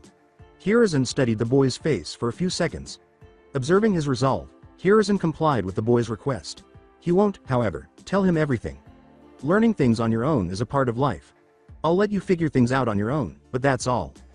All I know of the jutsu is that it was a space-time jutsu that allowed the Yondaime Hokage to transport himself with a seal on a kunai. I'm afraid that I don't know much on the jutsu, but I can recommend two people that might know a little bit more on it than me. The first is my student Jiraiya. Since he was the Yondaime's sensei, he should know a little bit more on it. Also, I would look up his students as well. Kakashi should know a little bit on it too. Hiruzen continued as Naruto's face was unreadable. He gave the elderly Kage a gentle smile and nod. He hasn't smiled at him very often. While he could, he relished it. Naruto laughed to himself and nodded. Naruto grinned and remarked, it had to be Kakashi sensei. He had no idea that he was a student of the Yondaime. Hiruzen grinned at Naruto's gloomy statement. Thanks, old man. I'll be back later. I owe you a rematch over that game of shogi. Knowing that Kakashi and his group would be present, Naruto gave him a nod before leaving for training ground 7. When he arrived at the field, he set up a sparring match between Sasuke and a man who somewhat resembled him. The boy was very pale. Hell, he was far superior to Hinata. His eyes and hair were both black. It was a black midriff shirt with a tanto on his back, if you can call it that. When Naruto entered the field, the fighting appeared to stop. The boy beside him gave him a disinterested look while Sasuke glared at him with unholy hate. Sakura lowered her head, believing she wasn't yet worthy of seeing him. With a famous smile, Kakashi put his book away. Naruto shook his head when Kakashi asked, Yo Naruto, what are you doing here? Shouldn't Anko be training you about now? Sensing Sasuke's intense glare, Naruto responded, No, she's on a mission. I came to ask you something. Is there anything you wish to say? Your eyes have been on me ever since I walked onto the field. Really, I'm honored, but you should know I like girls. Naruto turned to Sasuke, tired of the stare, and grinned, making Sasuke blush. Naruto turned away from him, and Sasuke remarked, Dope. What are you doing here? We were in the middle of training. As for why I came here, I came to ask Kakashi sensei some information about a jutsu I'm working on. Does that satisfy your curiosity? Naruto said again, feeling another hot glare behind him. I could see that when I came onto the field. Which is why I went around your fighting so I wouldn't interrupt. Sasuke smirked haughtily as he stepped forward. Sasuke grinned at his insult, saying, What a shame. You need to go to other people to work a jutsu. What's wrong to hard for you? Ignoring Sasuke, Naruto sighed.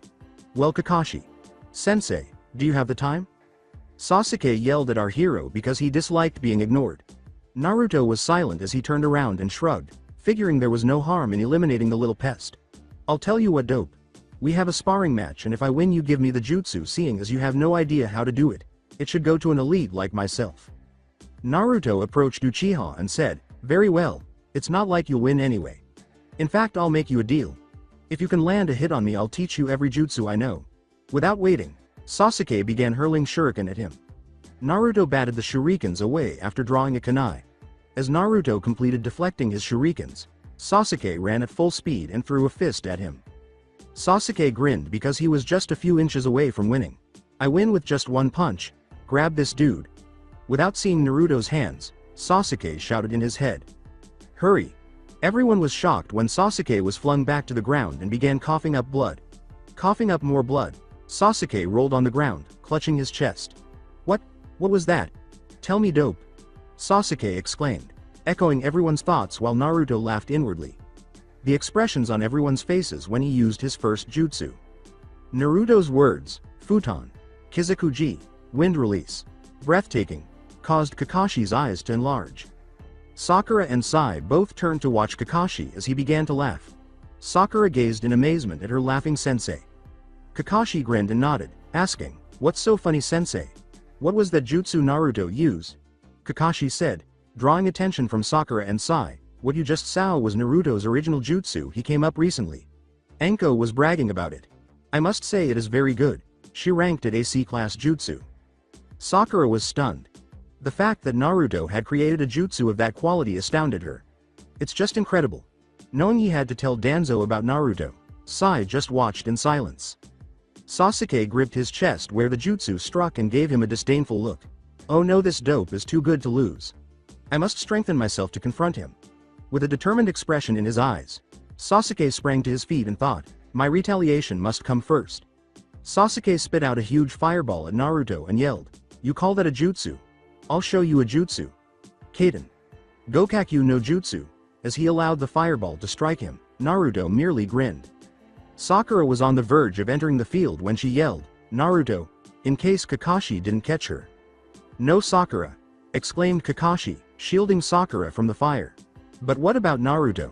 As the fire extinguished, revealing a severely burned Naruto, Kakashi remarked, "Have faith in Naruto, Sakura. He'll be alright." Sakura closed her eyes to avoid seeing Naruto on the ground. Sasuke grinned, pleased with his achievement. He was about to leave when he felt something touch his neck. "Hey, that'll teach ya. Too bad you couldn't teach me that jutsu you used. No matter how dirty it is. Something chilly." Sasuke flinched when he heard a voice behind him say, "Checkmate." There was only Naruto standing behind him, holding a kunai to his neck, when he turned to look behind him. Sasuke gazed at Naruto lying on the ground and exclaimed, "What?" As the one on the ground vanished, shocking Sasuke again, Naruto laughed behind him. "You didn't think I would come into this fight empty-handed, did you? I've known you since the academy years. I know that when you feel threatened you want to prove yourself. That's why I sent that Kage Bunshin no Jutsu, shadow clone technique, in first. While making you believe that he was the real Naruto. I hid myself in the trees waiting for a chance to strike you by surprise. Once I found it, the battle was already over. You let your pride and your eyes fool you. That is why you lost. Like what Kakashi Sensei always said, look underneath the underneath." Anger made Sasuke clench his fist. This dope. Took me down. This is not unusual. I'm a Uchiha. This is not meant to occur. How could this last clown bring down an elite? As his mind barraged him with inquiries, Sasuke pondered. Sakura turned to face Kakashi as she went to check on Sasuke. "So do you have time to talk?" Kakashi put his book away with a nod. "Okay team. That's enough training for today. Meet back here tomorrow same time as always." Everyone nodded while Sai walked over to Naruto. "Greetings Naruto-san. Team 7 has me as your replacement," Sai said with a phony smile. Despite his scowl, Naruto chose to be polite and said, "It's nice to meet you, Sai." Naruto became agitated when the boy continued to smile and said, "Danzo. Sama is really interested in you, Naruto-kun. You have promise. Naruto-san, it's good to meet you." He left a troubled Naruto wondering what he meant when he said, "I have to be going." "Danzo." Kakashi put a hand on Naruto's shoulder to start the conversation and warn him to be careful. "You don't want to be around Danzo." Naruto nodded, realizing the repercussion. "Anyway, you had a question for me?" Kakashi said, grinning at our white-haired hero. "Could you please tell me more about the Yondaime's Hiraishin no Jutsu?" As Kakashi hums, Naruto remarked, "I plan to create a jutsu based on it." "Very well, but I'm afraid my knowledge of jutsu is limited. There weren't many opportunities for Minato Sensei to tell me. What I do know is that the jutsu could travel long distances in a split second. Similar to Kachiyose no Jutsu, it is a space-time jutsu. In order to activate the jutsu and arrive at the mark nearly instantly, Minato Sensei had to first mark his destination with a seal. Unfortunately, that's all I know about the jutsu, Kakashi Sensei said, his eyes strange. Kakashi followed along, curious about the nature of the jutsu, and couldn't help but be excited upon seeing it. Naruto nodded and grinned, pulling out his orange book and making his way to the Forest of Death. The 44th training field. Naruto grinned and said, "Okay, let's get started." "Alright, Naruto. Where would you like to start? You must have a jutsu outline, right?" Naruto nodded as Kakashi questioned. "Yes, I do. I'm going to use wind jutsu. Unlike the Yondaime's jutsu, which uses teleportation, I want this jutsu to be all about speed. To reduce wind resistance, I will wrap my wind chakra around myself. This has been in the works for a while. I've been wearing weights to increase my speed because of this." "I understand. Yes, that would speed you up, but I doubt it would be effective." Kakashi clarified, "You'll need to control your chakra to maximize the speed you'll gain." Naruto nodded, reaching the same conclusion, and removed his weights. "Now let's train. After 4 hours, very good. You have a very strong ability to adapt." Kakashi exclaimed in amazement, to be able to get used to the speed without much difficulty. Naruto gasped as he rested after working out. "Well, Naruto, I must say you were very fast. Even with his weights on, you're nearly as quick as Guy's pupil Rock Lee. Your speed is about Chunin level." "Yes. I'm getting stronger. Can't wait to get this move down packed," Naruto said with a sly smile at his speed, proud of his accomplishment. "According to your description, you should apply a very thin layer of chakra to yourself. It won't be as simple as it seems. A precise degree of chakra control will be required for this." Naruto nodded and closed his eyes as wind chakra began to envelop him in a dome. "Now, let's see what you got." "Chakra, not so much, Naruto." As the dome shrank in size, Kakashi remarked, "You'll have to make it thin but still sharp enough to cut the wind." "Damn it. Kakashi. Sensei wasn't kidding when he said that this wouldn't be easy, but I know it's not impossible." Sweat trickled down Naruto's face as he attempted to both sharpen and lessen the wind around him. "Alright, Naruto. You appear to need to practice your chakra control a little more. Have you ever gone on a tree walk?" Kakashi inquired. "Yeah, I learned that when I was making futon. Kizakuji, I had to learn how to climb with my hands and also my feet." "Well, then, I recommend water walking," Kakashi said, nodding slightly in amazement that he used his hands at such an early stage of his career. "In order to accomplish this, you must walk across the water's surface while emitting a steady stream of chakra from the bottom of your feet. Compared to the tree walking exercise, this is more advanced. This is primarily for Chunins because the quantity of chakra that must be released fluctuates continuously." "Okay. I need to put out a constant stream of chakra to the bottom of my feet." Naruto nodded and proceeded to a body of water to begin gathering his chakra. "Okay. I need to put out a constant stream of chakra to the bottom of my feet." Naruto took a step out in the water and realized right away that it was much easier than walking on trees. Like it comes naturally, he thought as he began experimenting with the water. A couple of hours later, Kakashi closed his book as soon as Naruto approached him, saying, "Alright, Naruto, how about you try spreading your chakra again? We think you have a good feel for the water walking technique. You have to make it instinctive once you master it." Naruto nodded and went to work. If Naruto can master this, then he will fully master his nature. Forming nature chakra is hard, but making them form into a shape is even harder. "You can do it, Naruto. I know you can." Kakashi watched the training from a distance because Naruto spent the next few days training, eating, and sleeping in an attempt to master his wind chakra as best he could. "Okay, Naruto, now let's see your speed with the wind cloak." Naruto nodded as he summoned his wind cloak, and when it swirled around his body in a tight, fitting coat, he knew he was ready. "Okay, I think I'm ready." Naruto sped off in a blur, and when Kakashi lifted up his headband, he could hardly see Naruto. "This jutsu is very simple but very effective," he said with a glance. Naruto halted his run and scowled at the outcome, saying, "There's a problem."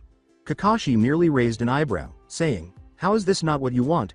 This isn't the outcome I wanted or expected. With my Sharingan, I could hardly see you." The idea made Naruto sneer. "Maybe, but it's still so slow," he said. "I didn't want to be seen at all," Kakashi said, nodding. "I see then you still have work to do." Knowing that he was correct, Naruto sighed and said, "Yeah, I know, but before I can start, I need to find out why my jutsu isn't doing what it's supposed to. You may want to start considering hand signals." Naruto nodded and left, telling Kakashi that he would come get him once he had made progress. That should help a little. "Damn, this is a letdown. My jutsu isn't what I wanted it to be," Naruto said as he left in silence. He was shocked to hear a voice say, "Maybe you're approaching this the wrong way. Kyuubi? It's been a long time since I've heard from you." Naruto sensed the fox's smirk as he said, "Yeah, well, with all of your whining, who can sleep nowadays anyway?"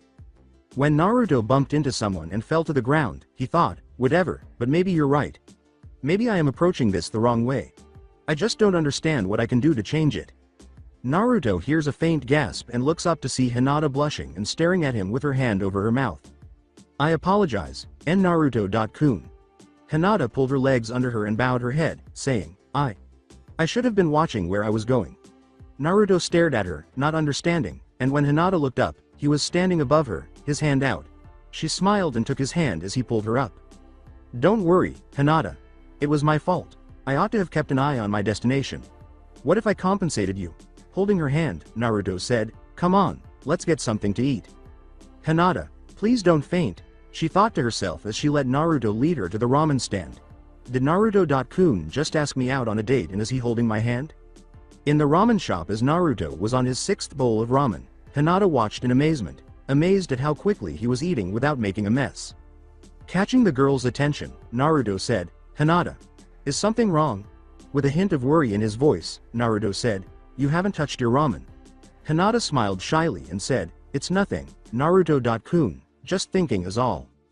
The poor girl blushed as Naruto took her hand and placed some cash on the counter without saying anything at first. He escorted her into the park and out of the eatery. Despite her curiosity about where he was taking her, Hinata was ecstatic that he was holding her hand. They traveled past countless trees until they reached a hill with a tiny waterfall. She grinned at its beauty as she watched. As the water reached the banks, the rocks appeared to sparkle and gleam. The animals were not bothered by the two presents. They were either sleeping or drinking from the pool of water. She was startled out of her reverie by Naruto's repeated question, do you remember this place, Hinata? As she watched, she at last recalled. As she approached the waterfall, Hinata remarked, this is the place where we first met. Rewind 6. Year-old Hinata's moon. Like eyes were streaming with tears as she ran through the forest. Her face was framed by chin-length strands of her dark blue, cut hair. She appeared to be perpetually flushed and extremely pale. Get her! A voice behind her cried. For her, today began like any other day. Everyone seems to be having a good time making fun of her. She was constantly teased by 3 boys in the advanced class because of her eyes. Since they are aware that she is the Hyuga clan's heir, they would do anything to make her feel inferior to them. Their footsteps grew louder behind her, and she could hear them catching up to her. Oh no, as she collided with someone, sending them both to the ground, she shouted in her head. She pulled herself up and looked down at the white-haired child beneath her, grunting in pain. To her, at least, he was tall. Although he was only a few inches taller than her, he was 5 feet tall. As he stood up, his snow-like hair appeared to be blowing in the wind. Are those whiskers?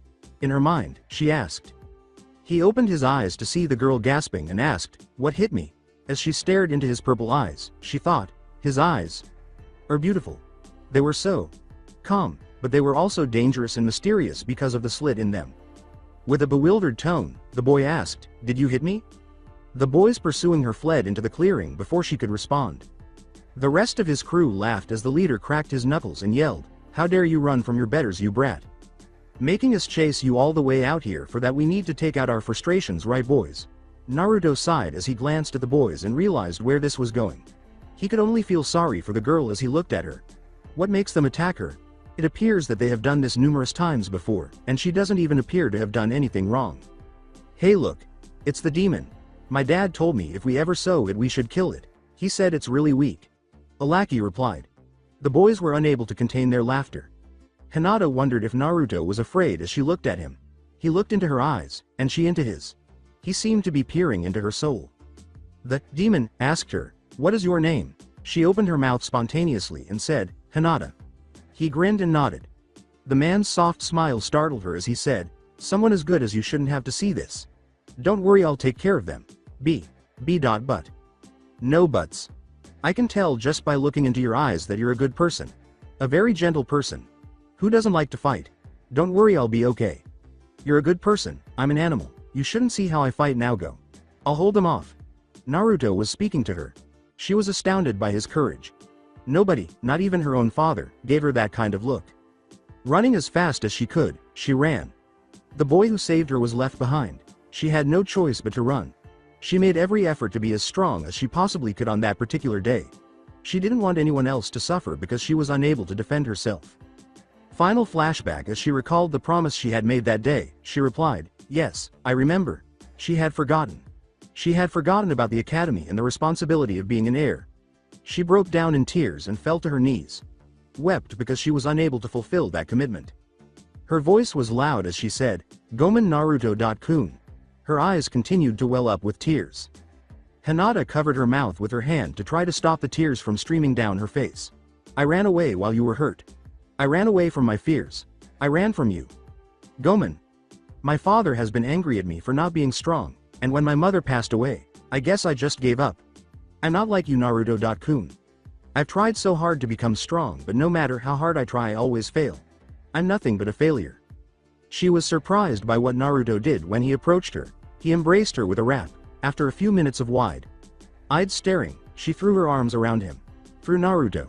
The animals in her immediate vicinity were able to sense Hinata's sorrow and watched with sadness as the baby animals sat by her in an attempt to comfort her. In a sense, Naruto understood her pain and rubbed her back. "Hinata, I noticed at the restaurant that you were depressed. I'm not good with this, seeing how I never had someone do this for me. I brought you here for 2 reasons. To talk in privacy and to also get you to cry," Naruto said in a shocking voice. Looking up at him, she asked, "Why? Your eyes. They held too much pain. Sometimes it's best to just cry it out sometimes. We can all be strong and hold our tears, but we all have a limit. Even me," Naruto said to the girl in shock. She has never witnessed Naruto cry. "I thought he was too strong for that. I've watched you Hinata, from the sidelines in the academy. I've seen your eyes at one point lose the sparkle it once held. I did my best to make you smile with my pranks but still keep you from arm's length so you wouldn't get hurt. If I were to make you into a friend, then the people in the village would have hurt me, along with you. I couldn't let that happen, but I also couldn't let you go around with such sorrow in your heart. So I made it my duty to not let anyone hurt you or let that sorrow into your eyes ever again. It was the day we met and I searched your eyes. Did I make that promise? That's why those guys never picked on you again," what Naruto said. Naruto looked directly into Hinata's eyes as she did the same. "I played the fool for you and for my own safety. Gomen Hinata. Chan for not telling you. I know if I did you would try and stop me, but I had to do with what I felt was right. All of that was done for me by him. Even after I broke up with him. Oh, Naruto. Not having the courage to tell him, she mentally recited, 'I love you with all my heart.'" Her lavender eyes were brimming with affection for the animal with the white hair. Their lips and eyes drew closer together. Naruto. Hinata gently groaned as she kissed him tenderly. As they both intensified their kiss, shock waves of pleasure ran down their spines. It was a beautiful location. The two continued kissing as their hearts played a silent song together in their minds as the water crashed against the shore. A couple of hours later Naruto awoke from his slumber to the sound of breaking waves. As he attempted to sit up, Naruto thought, "I can't remember a time when I slept that good." To discover Hinata dozing next to him, resting her head on his shoulders. He gently woke her up with a smile, and after a few more attempts, they both began to walk back to the village, enjoying each other's gifts without exchanging words. Hinata turned to face Naruto, who had a focused expression on his face as she wondered what was wrong. Hinata's question, "Naruto. Is there something wrong?" drawn Naruto's attention this time. With a sigh, Naruto explained the jutsu he was creating to her. In theory, she thought the jutsu was very simple, but if what he said is accurate, it appears to be quite difficult. Naruto. Your jutsu kinda remind me of some of my family's jutsu. The only difference is that your jutsus work with speed while ours is more about charka," Hinata said with a grin. When they reached the edge of the forest, Hinata courageously took Naruto's hand and pushed herself up to him, causing both of them to blush unexpectedly. She kissed Naruto's cheek before jumping on the closest building and running off. "Naruto. You were my inspiration to get stronger. I know you can do anything you set your mind to. You'll find a way Naruto. As he watched her go, Naruto had an epiphany. That's it. One day later Kakashi read from his book and said, "Okay Naruto. Let's try this again. You know what to do." Naruto smirked with his fangs, his purple eyes glimmering with laughter. "No problem Kakashi. Sensei. I figured what I was doing wrong."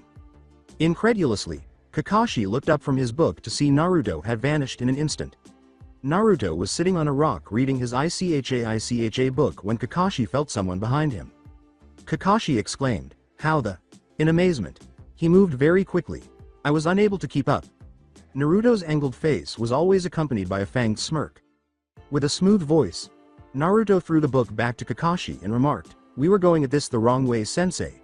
It wasn't how fast I can get to point A. to point B. It was how many steps I can get to those points. Kakashi could only give him an expression that said, explain. I got the idea from the way we travel. As shinobis, we jumps from tree to tree, building to building. When we do, we add charka to our feet for better grip and a more powerful push-off. I basically just did the same thing for the jutsu. Naruto smiled proudly. Kakashi could only gaze in wonder at the boy's skillful creation of jutsu. That must have total command over the wind. Encircling your body with wind charka and leaping off. This appears to be a Shunshin no jutsu advance. The white-haired boy smiled as Kakashi said, good job Naruto. A few days later the day at the Forest of Death was pleasant and quiet. Naruto was sleeping, one of his favorite things to do. Come on, after mastering his new jutsu, he deserved it. Even though he was still far from becoming an expert, he still deserved occasional relaxation. A faint whistling sound assaulted Naruto's ears, causing him to wake up. He landed on all fours after flipping to his side. He turned to face himself and sewed the 3 shurikens buried in the earth. A foot slammed into his face and he cursed. He slammed into a tree after skidding a few feet.